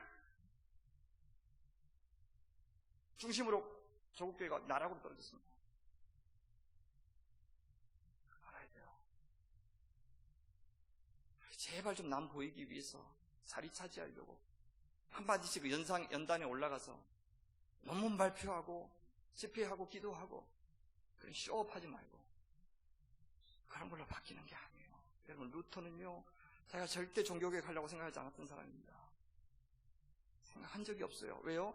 여러분, 비텐베르크 성체교회에 붙인 것은요, 95개조 반박문이 라틴어로 돼 있었어요. 당시에요, 도시의 문맹률이 95%였어요. 도시에. 라틴어를 사람들이 몰랐다고요. 그렇다면 시골로 가면요, 거의 라틴어를 아는 사람이 거의 없어요. 심지어 신부들도 라틴어를 몰랐어요. 당시에는 신부가 너무 적었기 때문에 신학교육을 받고 나서 신부가 된 것이 아니라 신부가 되고 나서부터 신학교육을 받았어요. 근데 13세기, 14세기 흑사병으로 너무나 신부들이 없어지니까 무조건 그냥 무자격 신부들을 고용했습니다. 그러니까 이 사람들이 라틴어도 모르면서 라틴어로 미사를 드렸다고요. 이런 일이 벌어졌어요. 그런 시대에 루터가 95개조 반박문을 붙였다는 것은 종교개혁을 하려고 그런 것이 아니고 신학교 교수들과 지식인들과 토론하자, 100분 토론하자, 그런 의미로 붙인 겁니다. 그런데 그것을 이 95개조 논제의 중요성을 안 사람들이 독일어로 번역해가지고 요즘 같은 SNS 혁명이 일어난 겁니다. 삽시간에 3주 만에 유럽 전역에 퍼졌습니다. 그래서 자기도 모르게 난 그럴 마음이 전혀 없었는데 갑자기 종교개혁의 한 중심에 선 사람이 루터입니다. 조국교를 바꾸겠다고 하는 그렇게 기염을 토하는 사람을 통해서 하나님께서 세상을 바꾸는 것이 아닙니다. 이 교회가 전주 한번 뒤집어 보겠다. 연병안에 누구나 잘해. 그렇게 한다. 하나님께서 웃기는 소리 하지 말라고. 너나 잘해. 니나 좋은 부모가 돼. 너나 좋은 이웃이 되라고. 너나 좋은 집사가 되라고. 너나 좋은 권사가 되라고. 무슨 전주야. 네 마을도 못 바꾸면서. 세계, 국제. 제일 좋아하는 것이 아마 우리나라 사람들일 거예요. 나 하나 건사하기 힘듭니다. 제발 이 교회는 전주에서도 소문나는 교회 되지 않기를 바랍니다. 아멘 안 하시네요. 소문나면 맛이 간다. 그냥 여러분 주위에 있는 사람들에게 인정받는, 그렇죠? 예수비전교회 옆에 있는 이 건물 안에 있는 사람들이 이 교회를 참 좋아하고 전주 어느 곳에 다 흩어져 있더라도 여러분 주위에 있는 사람들이 이 교회에 다니면서부터 여러분들을 좋아하는. 그래서 믿음은 굉장히 좋다 그러는데 같이 밥 먹기 싫은 사람은 있죠. 그래서 교회에서는 믿음 겁나 좋은데 같이 밥 먹기는 싫은 사람들이 제대로 된 교인들이 아닙니다. 좋은 사람이 되는 것이 좋은 신앙입니다. 좋은 사람이 되는 것. 내 안에 종교개혁이 일어나죠. 그거는 좋은 목사님 한 분 오셨다고 될 일이 아니에요. 아닙니다. 서문교에서 경험하셨어요. 전통 있는 교회가 여러분들을 전통 있는 신앙으로 만들 수 있을까? 전혀 아닙니다. 착각입니다. 내 자신이 갱신되고 내 안에 종교개혁이 일어나기가 얼마나 어렵고 이전과는 다른 부모가 되고 내 자식들을 향한 내 욕망, 이것이 바뀌고 돈에 대한 내 욕망이 바뀌고 직장에 대한 내 욕망이 바뀌는 문제가 종교개혁을 일으키는 것보다 훨씬 더 어렵습니다. 그렇게 하다 보면 나는 그냥 롯과 같았는데, 나는 그냥 한나와 같았는데 하나님께서 그것을 쓰시는 겁니다. 당장에 쓰실 수도 있고 100년 후에 쓰실 수도 있고, 그건 하나님의 위대하신 큰 계획 안에서 이루어지는 일이니 우리가 자발 떨지 말아야 합니다. 가만히 있고.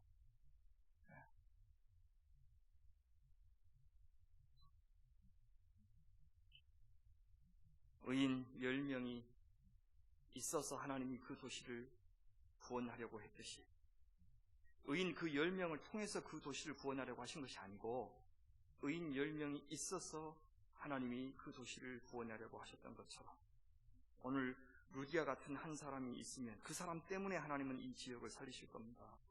그 한 교회가 여러분의 교회가 되고 그 한 사람이 여러분이 되시기를 간절히 바랍니다. 여인은 복음에 귀를 기울였을 뿐만 아니라 그 복음에 순종하기로 마음먹었습니다.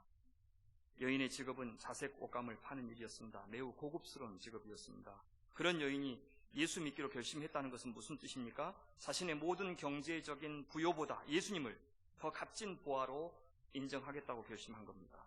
마치 밭에 감춰진 보화를 보고 자기가 가진 것을 다 팔아서 그 밭을 산 사람처럼 여인은 자기 인생에서 그동안 가장 소중하게 여겨왔던 그것을 이제 상대화시키기로 결심한 겁니다. 그리고 예수님만을 절대적인 것으로 인정하기로 결심한 겁니다. 그게 신앙입니다. 네 가진 것을 다 팔아 가난한 자들에게 주고 나를 따르라는 말에 근심하면서 예수 떠났던 청년 기억하십니까? 그에게 예수님은 참 좋은 분이었고 존경할 분이었지만 자기 인생 전체와 바꿀 만큼 의미 있는 분은 아니었습니다. 그건 신앙이 아닙니다. 루디아의 회심은 그래서 가족 전체에게 영향을 미쳤습니다. 그와 그 집이 세례를 받더라. 루디아, 이 여인은 말씀을 받은 순간부터 삶이 바뀌었습니다. 복음의 열매, 진리의 열매, 예수님을 인생의 주인으로 모신 사람의 열매가 나타나기 시작했습니다. 여인은 사도 일행에게 이렇게 제안합니다. 만일 나를 주 믿는 자로 알거든 내 집에 들어와 유하라 하고 강권하여 머물게 하니라. 하룻밤 묵게 해준 정도의 호의가 아니었습니다. 바울이 빌립보에서 사역하는 내내 이 루디아의 집이 선교 본부 역할을 했습니다. 더 나아가서 이 집이 빌립보 최초의 교회, 가정교회가 되었습니다. 자기의 것을 이제 하나님 나라와 복음을 위해서 사용하기로 결정한 겁니다. 회심, 이것은 주권 이양 사건입니다. 그 핵심은 소유권 이양과 사용권 이양도에 있습니다. 그리스도인은 무엇을 가졌든 얼마를 가졌든 자기 것으로 여기지 않고 하나님의 선물이라고 여기는 사람입니다. 청지기로서 주의 뜻을 위해 재물이든 시간이든 은사든 사용하겠다고 나서는 사람입니다. 자기가 가진 것으로 남과 차별하거나 위에 군림하거나 대접받으려고 하는 사람은 아직도 하나님 나라와 거리가 먼 사람입니다. 그러나 빌립보에서의 바울의 사역은 순탄하지 않았습니다. 언제나 복음을 전하면 루디아처럼 곧바로 회개하고 사람들이 예수님을 영접하는 것은 아니었습니다. 아시아에서 성공적으로 사역했던 그 실력이면 유럽에서도 교회 몇 개쯤 세울 수 있을 것이라고 우리는 생각할 겁니다. 큰 교회를 보면서 우리 멍청한 인간은 그 교회 목사가 훌륭해서 그렇게 된 것이라고 생각해서 그 목사에게 온갖 찬사를 보냅니다. 능력의 종이라고. 더 기가 막힌 것은 그렇게 교회가 커지면 그 목사도 자기가 뭐나 잘난 것처럼 고개 뻣뻣해지고 덩달아서 그 교회 교인들도 오만해집니다. 세상에 그런 바보들이 없습니다. 선교의 본질이 뭡니까? 전도의 본질이 뭡니까? 교회의 본질이 뭡니까? 하나님이 주인이시고 왕이시라는 사실 아닙니까? 교회의 주인이 하나님이시고 성령께서 역사하셔서 자기 백성을 부리신다는 것, 그것이 선교의 본질 아닙니까? 사역자가 신실하면 더 많은 사람 붙여주시는 것 아닙니다. 하나님께서 더 신실한 종들에게는 더 어려운 일을 맡기실 수 있습니다. 바울은 한 걸음 한 걸음 걸어갔습니다. 하루하루 때를 기다리면서 한 사람 한 사람에게 공들였습니다. 대형 집회 열어서 성령의 힘비로 단 한 방에 사람들 헷가닥하고 바꾸려고 하지 않았습니다. 바울은 초반에 대개 소수의 유대인들을 회당에 가서 사역에 상대했다고 그랬습니다. 이것이 원래 전략입니다. 그런데 이 빌립보 시민들에게는 어떻게 해야 될지 바울조차도 몰랐습니다. 전도의 활로가 열리지 않았습니다. 얼마나 흘렀을까요? 모르겠습니다. 그냥 루디아 가족들을 중심으로 한 계속 가정 예배, 개척 교회만 하고 있었습니다. 왕년에 가는 곳마다 부흥을 일으켰던 대사도가 이렇게 가정에서 작은 개척교회를 한다는 소식을 만약에 아시아에 있는 사람들이 들었다면 안 믿었을 겁니다. 대단했는데 왕년을 한가닥 했는데 어쩌다 저렇게 되어버렸을까? 이국진 목사님 미국에서 엄청 잘했는데 전주 시골에서 논다면서 사람들 그럴 수도 있어요. 엄청 나는 사랑의 교회 정도 갈 줄 알았는데 그럴 수도 있어요. 그게 사람들의 생각이라고요. 그런 생각 때문에 큰 교회 출신 목회자를 모시는 거예요. 멍청한 인간들. 그래서 왕년에 어디서 성공했던 사람들 데리고 와서 또 목회하면 자기 교회도 잘 될 줄 안다고 생각한다고. 성령님 안 믿는 겁니다. 그런 생각으로 세습을 하는 거예요. 즉아버지 아들이 유지해야 이어받아야 안정된다고 생각하는 교회는 즉아버지 교회지 하늘아버지 교회 아닙니다. 예수님 안 믿는 겁니다. 예수님 교회에 멀리라는 건 안 믿는 겁니다. 다 썩을 놈들이죠.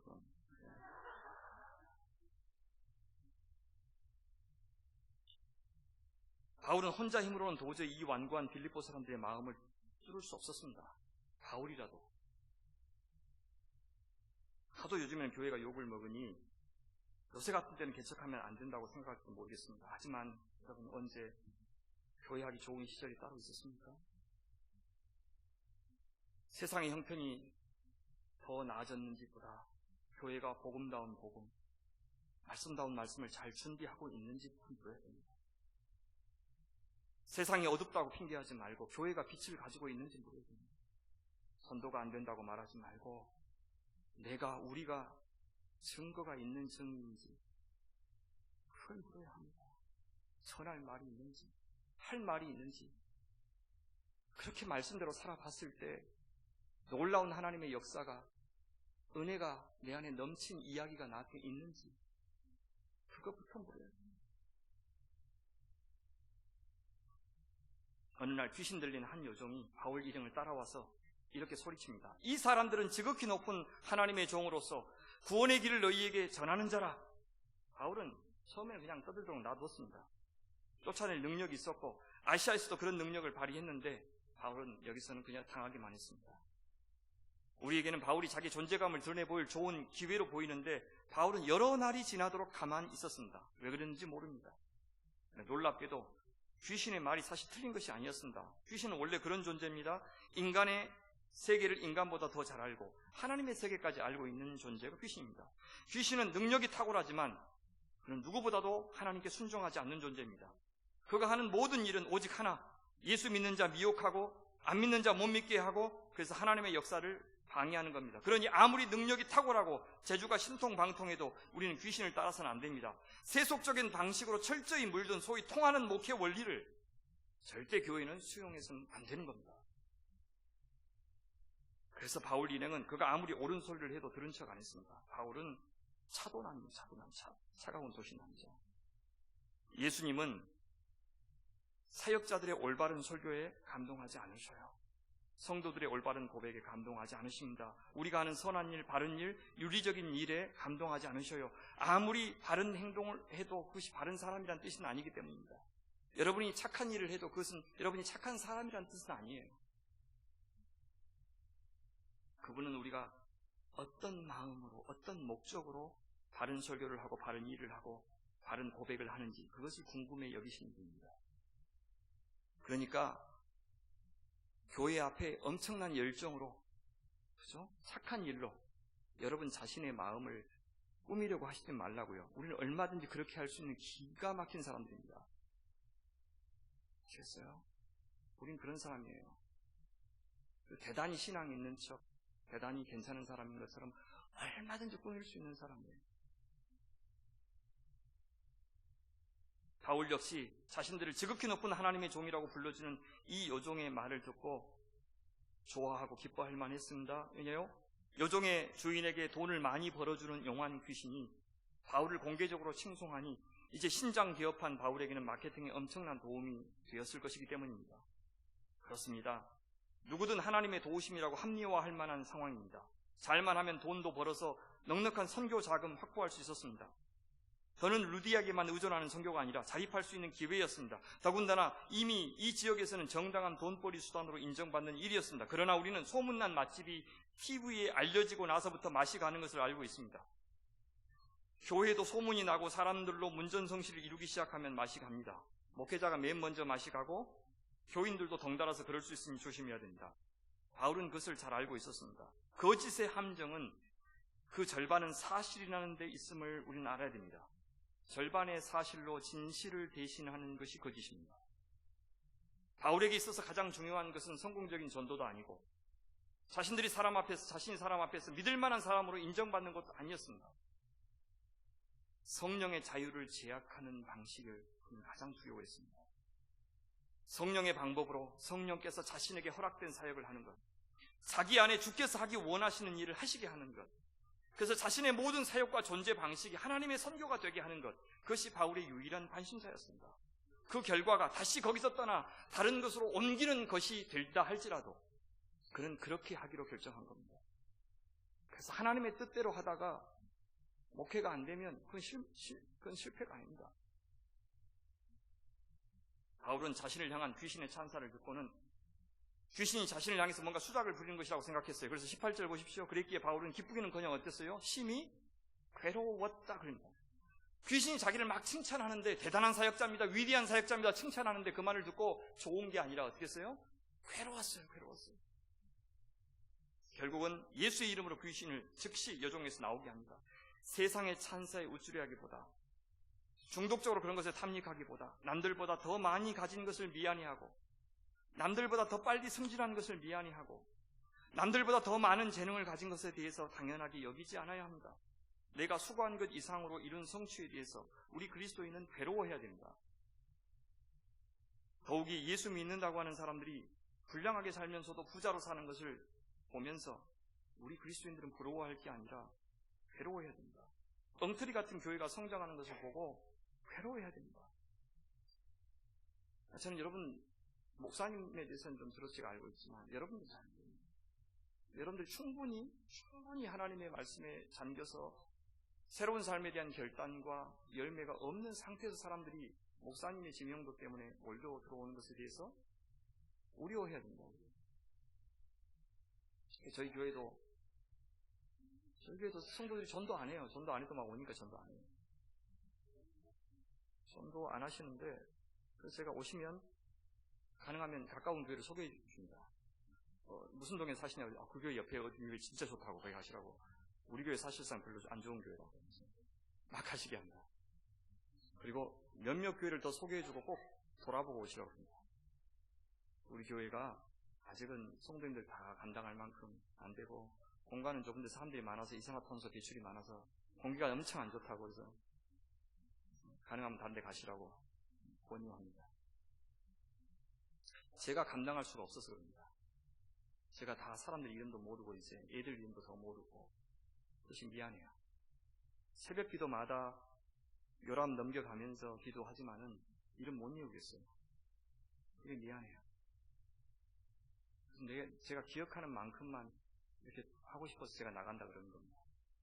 성도들 다 기억하고 기도해 줄 만큼만 저한테 붙여주시면 좋겠다고 생각해서 제가 나가겠다고 한 겁니다. 괴로워야 된다. 괴로워야 돼. 내가 사랑할 만한 분량이 안 되는데 사람들이 많이 오는 것을 괴로워야 돼. 이 교회 덩치가 커지는 거 좋아하지 마시고. 바울이 귀신 들린 여인을 이용해서 유명해지거나 성공하려고 하지 않는 반면에 여종의 주인은 달랐어요. 그 주인은 자신의 여종이 귀신에게 놓여서 온전해진 것을 보고 기뻐하지 않았습니다. 오히려 괴로워했어요. 자기 수익의 소망이 끊어진 것만 봤어요. 그는 여종이 귀신에게 매여서 고생하지 않게 된 것을 본 것이 아니라 그 여종을 통해서 돈벌이를 더 이상 할 수 없게 된 현실만 본 겁니다. 이것이 우리가 사는 세상입니다. 교회가 목회자를 고를 때도 어떤 기준으로 적용하는 것 같습니까? 조금 규모가 있다 싶으면 대놓고 학위 요구하고 아까 이야기했던 큰 교회 목회 경험 요구합니다. 정말 천박하기 이를 데 없습니다. 이제 목사가 실적에 따라서 진퇴가 결정되는 기업의 CEO 같은 존재가 된 겁니다. 그래서 자신들에게 돌아오는 것이 무엇인지 그들은 모르고 있습니다. 자신들이 목사를 CEO로 하면 목사는 교인들을 인적 자원으로 관리합니다. 교인들을 인격으로 보기보다도 실적을 올리기 위해서 잘 써먹을 수 있도록 교육하기 위해 효과적으로 배치하고 부립니다. 그러니 이 귀신 들렸다 노임받는 여종의 주인처럼 목회자들은 한 인격의 회심이나 변화에 기뻐할 여유가 없어지고 오직 그 교회의 외적인 성장에만 관심을 기울이게 될 겁니다. 반면에 교인들은 자신들이 다른 지체들을 사랑하고 돌보고 섬겨야 하는 그 의무를 전문가 목회자에게 다 떠넘기고 심지어 성경을 읽고 묵상하고 해석하는 일마저 전문적으로 훈련받은 자에게 다 떠넘기게 됩니다. 만인 사제직이라고 하는 종교개혁의 찬란한 유산을 성도들은 스스로 폐기하고 목사를 교황으로 만들고 자신들은 아무 자유도 없는 영적 노예로 전락시키고 있는 겁니다. 그 결과 교회 안에는 영적으로 성경적으로 무지한 군중들이 양산되고 오직 자기 교회 규모나 담임 목사의 지명도나 명성에 기대해서 거짓 위안을 삼는 그런 시대가 되어버렸습니다. 자유 없는 교인, 그러니 사랑할 줄 모르는 교인, 사실상 귀신 들린 교인, 자본주의 귀신, 성공주의 귀신, 기복주의 귀신에 매여 사는 그런 교회로 전락한 겁니다. 여종의 주인은 귀신 쫓아내준 바울 일행에게 고모하기는커녕 고소해서 바울을 감옥에 가둬버립니다. 이 사람들이 유대인인데 우리 성을 심히 요란하게 하여 로마 사람인 우리가 받지도 못하고 행치도 못할 풍속을 전한다.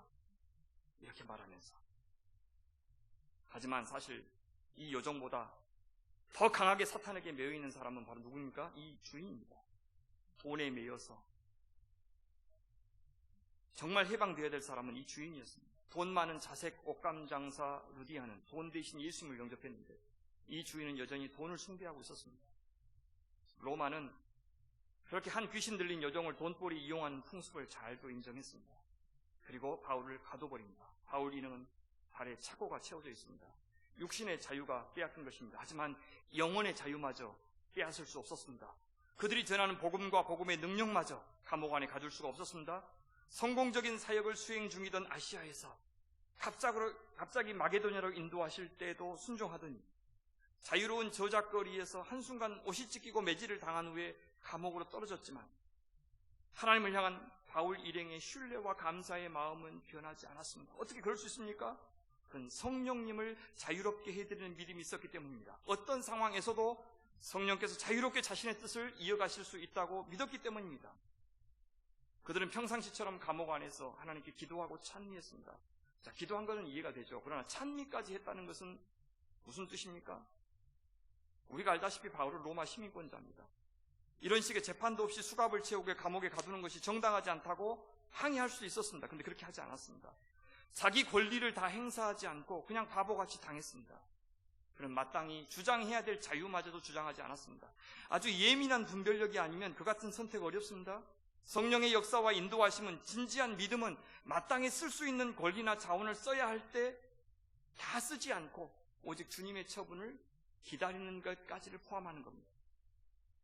여기 찬미하다 이완료 시제입니다. 한 곡만 하고 끝난 것이 아니라 한참 동안 기도하고 찬양하기를 되풀이했다는 것을 보여줍니다. 의례하는 찬양, 형식적인 찬양이 아니었던 겁니다. 이 시간 남들 눈에는 그런 바울과 실라의 모습이 실성한 사람처럼 보였을 겁니다. 그들은 외적인 환경이 어떠하든지 그것이 하나님께 찬양받기에 합당하시다는 사실을 의심하거나 부정하지 않았던 사람입니다. 나한테 잘해주면 찬양하고 기도 안 들어주시면, 고난 주시면 토라져서 기도도 안 하고 말씀도 안 보고 예배도 참석하지 않는 그런 사람이 아니었던 겁니다. 상황과 상관없이 어떤 상황에서도 그분은 찬미를 받으셔야 마땅한 분으로 인정하는 사람, 그들이 바로 성령을 자유롭게 해드리는 자유의 사람인 것입니다. 그런데요, 25절 보세요. 찬미했다는 말 끝에 아주 이례적인 표현이 덧붙여져 있습니다. 뭐라 그럽니까? 죄수들이 듣더라. 이 듣더라, 신약에 단 한 번 여기만 쓰인 단어입니다. 아니, 소리내어 부른 찬양, 소리내어 기도한 것, 함께 갇혀있는 다른 죄수들이 들은 것 당연하지 않습니까?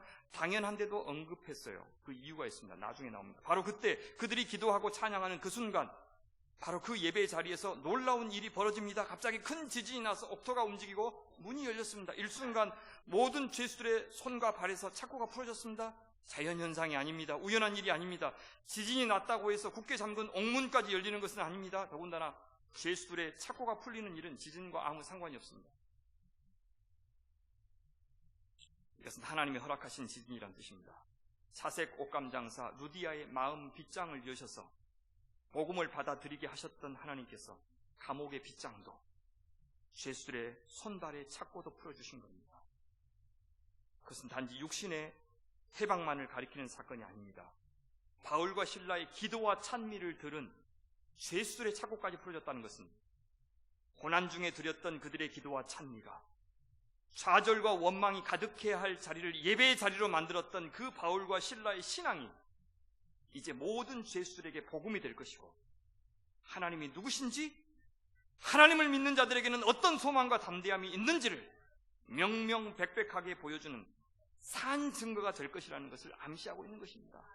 김승현 목사님 돌아가시는 그 황망한 중에도 교회 떠난 사람이 있고, 이건 하나님이 버린 교회다 생각하는 사람도 있었을 것이고, 그래서 다 떠나고 아무도 없을 수도 있었는데 그래도 하나님의 교회라고 믿고 그 자리를 고수하면서 하나님의 뜻이 무엇인지를 끝까지 구했던, 바로 그 자리를 고수했던, 그래서 기도와 찬미를 멈추지 않았던 여러분들의 신앙이 있었기 때문에 하나님은 이전보다 훨씬 더 놀라운 역사를 일으키실 수 있었던 것입니다.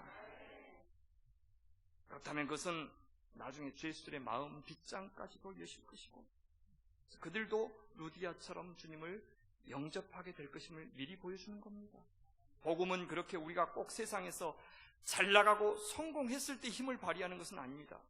그 성공의 복음은, 그 번영의 복음은 오히려 세상 사람들의 탐욕적인 욕망을 더 자극해서 신앙과 신념을 혼돈하게 만들 겁니다. 성도 신앙의 진면목은 잘 나갈 때가 아니라 고난의 때 우리가 보이는 반응에서 적나라하게 드러난다는 것을 믿으시기 바랍니다. 세상은 바로 그 지점에서, 그 약하디 약한 그 지점에서, 절망해야 마땅한 그 지점에서 우리가 어떻게 할지를 주목할 겁니다. 우리가 잘 나갈 때 우리가 믿는 하나님을 주목하는 것이 아니라 우리가 다 무너졌을 때, 인생의 희망이 없을 때, 바로 그 자리에서도 살아계신 하나님을 인정하고 의지하는, 그래서 여전히 기쁘고 여전히 밝게 포기하지 않고 오늘 걸음을 옮기고 오늘 몫의 행복을 꼬박꼬박 챙겨 먹는, 세상에 그렇게 다 잃어버리고도 다 망해버리고도 해맑게 웃고 찬양하는 우리를 보고 분명 다른 세상이 있을 것이라고, 이 세상에서 볼 수 없는 희망이 저 사람들에게는 있을 것이라고 비로소 믿게 될 것입니다. 지전에 간수가 자다가 깹니다. 그리고 옥문이 열린 것을 봤습니다. 당연히 죄수들 다 도망갈 것이라고 생각해서 자결하려고 했습니다. 어차피 날이 밝으면 그 죄를 다 뒤집어 씌워서 비참하게 죽을 것이기 때문에 명예로운 죽음 선택한 겁니다. 그것이 로마가 자기 신화를 다루는 태도입니다. 로마는 자신에게 쓸모있는 동안만 그를 부하로 인정합니다. 은혜라는 것을 모르는 나라가 바로 이 세상 나라 로마입니다. 그것이 귀신 들린 여종의 주인이 숭배하고 의지하던 나라입니다. 그죠? 필요하면 쓰고 아니면 버리는 이 비정규직이 상식이 되어버린 이 못된 세상, 신자유주의 망령, 귀신이 역사하는 이 세상. 그래서 우리의 아버지들이 일할 능력이 있음에도 불구하고 길거리로 내몰려서 노숙자가 되어야 하는 이 비참한 현실, 우리 아이들이 그렇게 많은 스펙을 쌓고도 공부하고도 일할 곳이 없어서 비정규직을 전전하는 그 비참한 현실, 이것은 당연한 게 아닙니다. 당연한 게 아닙니다. 하지만 바울과 실라가 믿는 하나님 나라는 달랐습니다. 바울과 실라는 참 좋은 기회였는데도, 앞서 귀신 들린 여종의 찬사를 거부했던 것처럼 옥문이 열렸는데도 금세 도망하지 않았습니다. 눈에 보이는 손쉬운 해방의 방법, 자유의 방법 덥석 움켜쥐지 않았습니다.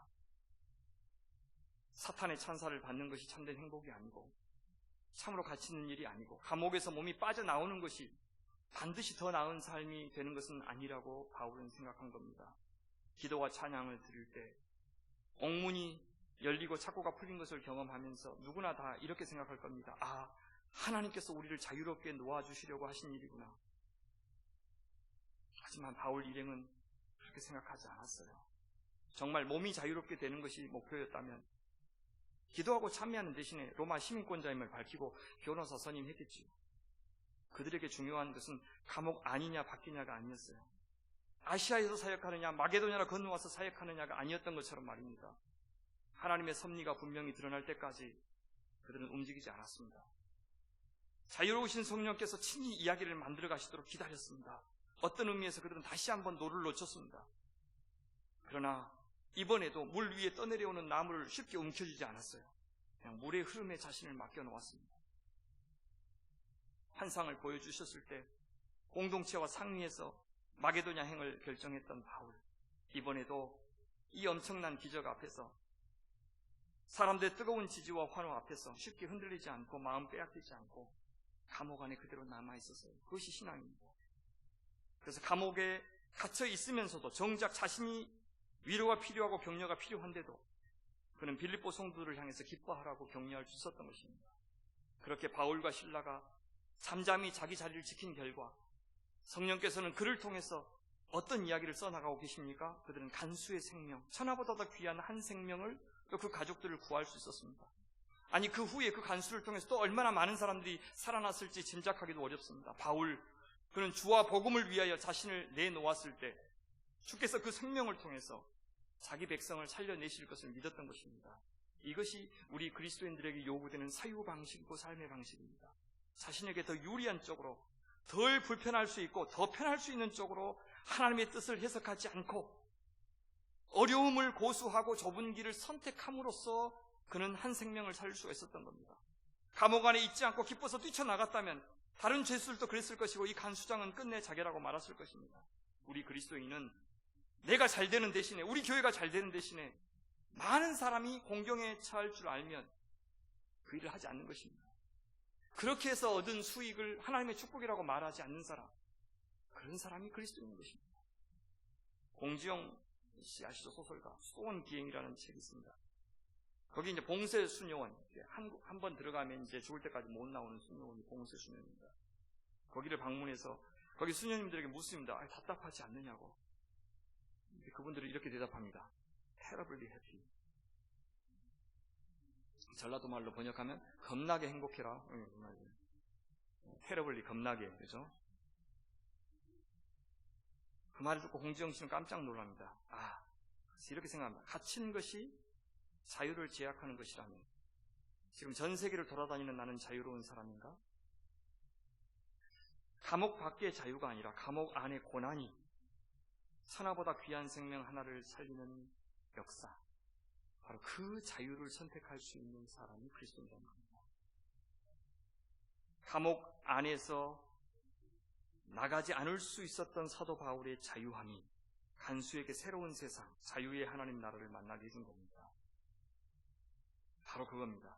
그게 우리가 배워야 할 자유입니다. 사랑하는 성도 여러분, 우리가 할 수 있는 만큼 오래도록 불편한 자리, 고난의 자리, 희생의 자리를 지키고 있으면 그만큼 우리 때문에 살아나는 사람들 있을 것입니다. 그러니 교회가 성장해서 안락한 건물 가지기를 위해서 기도하지 마십시오. 우리 성도들이 부자가 되어서 다들 큰 집에 살게 해달라고 구하지 마십시오. 기도하면 즉시 병이 낫게 해달라고 기도하지도 마십시오. 그렇게 기적적으로 감옥 문이 열리는 일이 우리 성도들에게만 유독 즉각적으로 자주 일어나도록 특별한 은총을 구하지 말아야 됩니다.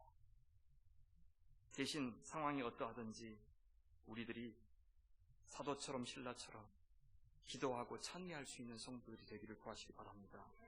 그래야 이 세상 소망 없다고, 아무도 세상에 나를 받아주지 않는다고, 이제 난 쓸모없는 쓰레기라고, 교회에서마저도 나를 환영하지 못한다고 생각해서 자결하려고 하는 이들을 구해낼 수 있는 그런 공동체가 될 겁니다. 그런 기독교라면 안 믿겠다고 떠나는 사람들, 젊은이들 속출하고 있습니다. 대략 잡아서 교회 밖에 자기가 그리스도인이라고 자처하는 자들이 한 200만 정도 된다고 합니다. 누가 이런 청년들을 막아 세울 수 있습니까? 누가요? 감옥문이 열렸는데도 감옥 안에서 도망치지 않는 바울 같은 사람, 불량하게 살아도 헌금 많이 했다고 축복해 주시는 하나님이 아니라 바로 그런 바울 같은 사람, 그래서 간수 한 명을 살려내는 바울이 믿는 하나님을 보여줄 때 그 청년들도 소망을 갖지 않겠습니까? 무엇이 진짜 기적이라고요? 감옥문이 열리는 것이 아니라 감옥 안에서도, 고난 중에서도 기도하고 찬미하는 사람을 만든 것이 진짜 기적입니다. 바울은 자기를 하려고 하는 간수를 향해 소리치죠. 네 몸을 상하게 하지 말라. 우리가 다 여기 있노라. 우리가 여기 있노라 하지 않고 어떻게 이야기해요? 우리가 다 여기 있노라. 그럼 누구도 지금 안 따라간 겁니까? 다른 죄수들도 안 따라간 겁니다. 바울과 실라가 하나님의 때를 기다리고 하나님이 일하시는 것을 기다린 것처럼 다른 죄수들도 이제는 그렇게 따라한 겁니다. 그들은 지진이 나고 옥문이 열리고 착고가 풀린 사건이 바울과 실라의 찬양과 기도에 대한 하나님의 응답이었음을 비로소 깨달은 것입니다. 그들은 바울과 실라를 보기 전까지는 인생의 고난과 불평 앞에서 사람이 감사할 수 있다는 것은 상상도 못했던 사람입니다. 하나님을 위해서 복음을 전하는 자에게 상을 주시기는커녕 매질당하고 감옥에 갇힐 때까지 가만 계시는 하나님, 그분의 그 하나님이 선하신 하나님이라고, 악을 손으로 바꾸실 수 있는 하나님이라고, 능력 있는 신이라고는 생각지도 못했던 사람입니다. 자기 일꾼 하나 제대로 건사하지 못하는 신이 무슨 믿을 만한 가치가 있겠는가라고 생각했던 사람입니다. 그런데 감옥을 열어주신 하나님, 감옥이 열렸는데도 간수의 생명 구하려고 그 감옥에서 탈출하지 않는 바울이 믿는 그 하나님, 그들은 감옥 안에서 겪은 이 사건을 통해서 위대하신 하나님을 만난 겁니다. 그렇게 시작된 기적의 역사는 거기서 그치지 않았습니다. 간수를 두려워 떨게 만든 건 감옥 안에 있는 바울이라 그랬죠. 간수는 그래서 이렇게 묻습니다. 선생님이요, 내가 어떻게 해야 구원을 얻을 수 있습니까? 무슨 질문입니까? 당신이 알고 있는 그 하나님을 어떻게 하면 만날 수 있습니까? 어떤 상황 속에서도 감사하게 만드는 그 놀라운 사랑을 가지신 그 하나님을 어떻게 만들 수 있습니까? 포로의 마음에 그들을 포로로 사로잡은 사람들을 불쌍히 여길 수 있는 마음을 심어주신 그 하나님을 만나려면 어떻게 하면 좋습니까? 바울은 말합니다. 주 예수를 믿으라. 그리하면 너와 내 집이 구원을 얻으리라. 주라고 하는 표현은 로마 황제나 로마 신들에게만 사용하던 호칭입니다. 그렇다면 믿으라라는 말은 왕을 바꾸라는 말입니다. 로마 황제의 녹을 먹는 관리에게 로마 황제가 아니라 지진을 일으키고 옥문을 열고 죄술의 착고를 푸신 예수님이, 더 나아가서 그런 상황 속에서 도망하지 않고 하나님을 의지할 수 있는 바울과 실라 같은 사람을 만드신 부활의 예수님을 온 세상의 왕으로 모시는 것, 그것이 구원의 길이다, 이렇게 말해주는 겁니다. 하나님은 한 번도 저작거리에서의 자유로운 선교가 자기 백성을 하나님 앞으로 부르는데 더 유리하다고 말씀하신 적이 없습니다. 사람들은 그렇게 말합니다. 돈이 있어야 되고 건물이 있어야 되고 유능한 사역자가 있어야 된다고 말입니다. 그 말도 맞습니다. 준비 없는 열정이 얼마나 위험한지 우리가 알기 때문입니다. 하지만 설령 그런 것이 다 갖춰져 있다 할지라도 하나님께서 하나님이 하시려는 모든 일이 자기 안에서 다 일어나도록 허용하겠다는 생각을 품은 신실한 종이 있어야만, 그런 성도가 있어야만 하나님의 역사가 일어난다는 것을 우리는 믿어야 합니다. 루디아처럼 간수도 말씀을 수용한 후에 비슷한 반응을 보이죠. 자기와 그 가족이 다 세례를 받은 후 그들을 데리고 자기 집으로 올라가서 음식을 차려주고 그와 온 집이 하나님을 믿음으로 크게 기뻐하니라. 바울 일행은 죄수의 신분으로도 감옥 밖에서 하던 일을 다 하고 있습니다. 황제의 신하인 로마의 관리를 전도하고 있습니다. 최초로 로마 사람을 전도한 것입니다. 다음 날 상관은 아전을 보내서 바울과 실라를 석방하려고 하니까 그제서야 자신이 로마의 시민임을 밝히면서 그냥 순순히 물러나지 않고 사람들의 호의를 받으면서 나가도록 그렇게 조치를 취합니다. 대역전 아닙니까? 원수의 목전에서 걸게 잔치상을 베푸시는 우리의 목자를 떠올릴 수 있지 않습니까? 로마 당국은 바울이 말한 그대로 해줍니다. 부하들이 이 말을 상관들에게 보고하니 그들이 로마 사람이라 하는 말을 듣고 두려워하여 와서 권하여 데리고 나가 그 성에서 떠나기를 청하니 제발 이 성에서 떠나달라고 사정합니다. 복음대로 사는 기독교는 이렇듯 늘 기성 권력에게 불온한 세력이 됩니다. 불편한 세력, 눈의 가시 같은 존재가 됩니다. 다른 나라를 섬기고 있고 다른 가치관을 쫓고 있고 다른 왕을 섬기고 있기 때문입니다. 바울 일행은 옥에서 나와서 루디아 집으로 돌아갑니다. 그리고 그간 있었던 일을 나눕니다. 그 간증에 빌립보 가정교회 교인들이 얼마나 큰 위로를 받았을지 짐작할 수 없습니다. 말씀을 맺습니다. 그리스도인은 자유인입니다. 자유할 때 안식할 수 있고 참된 기쁨이 있고 그 자유가 주는 안식 속에서 우리는 성장합니다. 그것은 우리가 하나님 노릇하지 않고 우리가 창조주가 되려고 하지 않을 때 누릴 수 있습니다. 바울을 묶거나 가둘 수 있는 것은 아무것도 없었어요. 아시아에서의 성공도 바울을 묶지 못했습니다.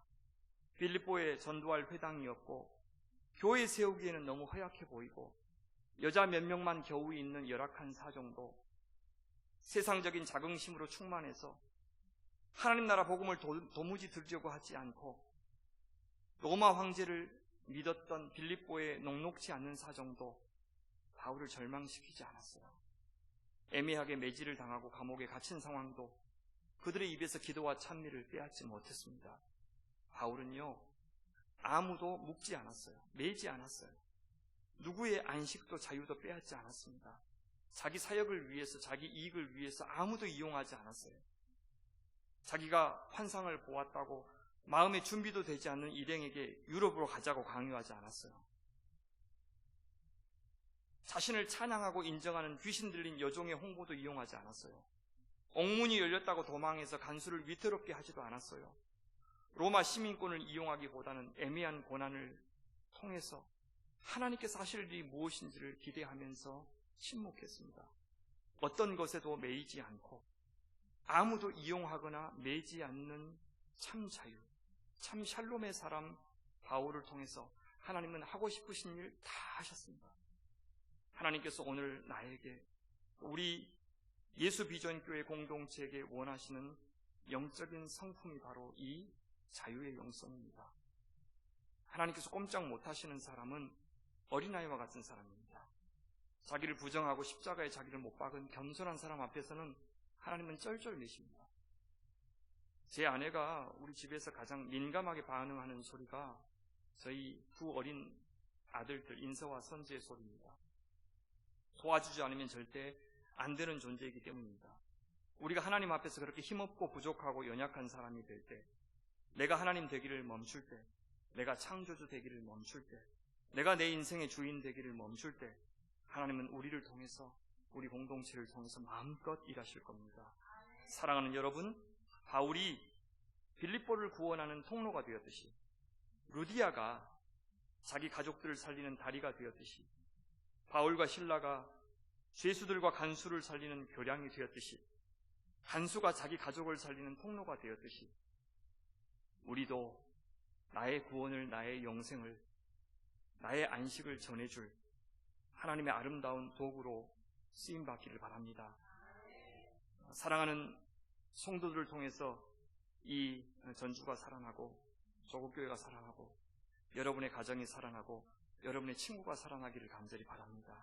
그것을 위해서라면 사역이 막히면 일단 멈추고, 마게도냐로 건너오라는 황당한 말에도 토달지 않고 순종하고, 나를 칭송하는 말에 귀를 닫고, 감옥 안에서일지라도 기도하고, 하나님께 영광을 돌리며 찬미하고, 감옥이 열리고 착고가 풀어져도 주님이 말씀하지 않으시면 그 자리를 고수할 줄 아는 성도들이 되시기를 바랍니다. 자주색 옷감이 주는 풍요보다, 로마 관리라는 권력이 주는 안정된 지위보다, 하나님 나라의 보화와 하나님의 백성이라는 신분을 더 소중히 여기는 우리 성도들이 되시기를 바랍니다.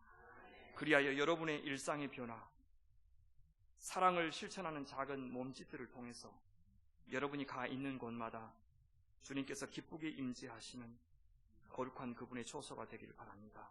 여러분을 통해 조국 땅에 거룩한 복음의 바람이 불기를 간절히 기도합니다. 아멘. 우리 같이 잠깐 좀 기도하실까요?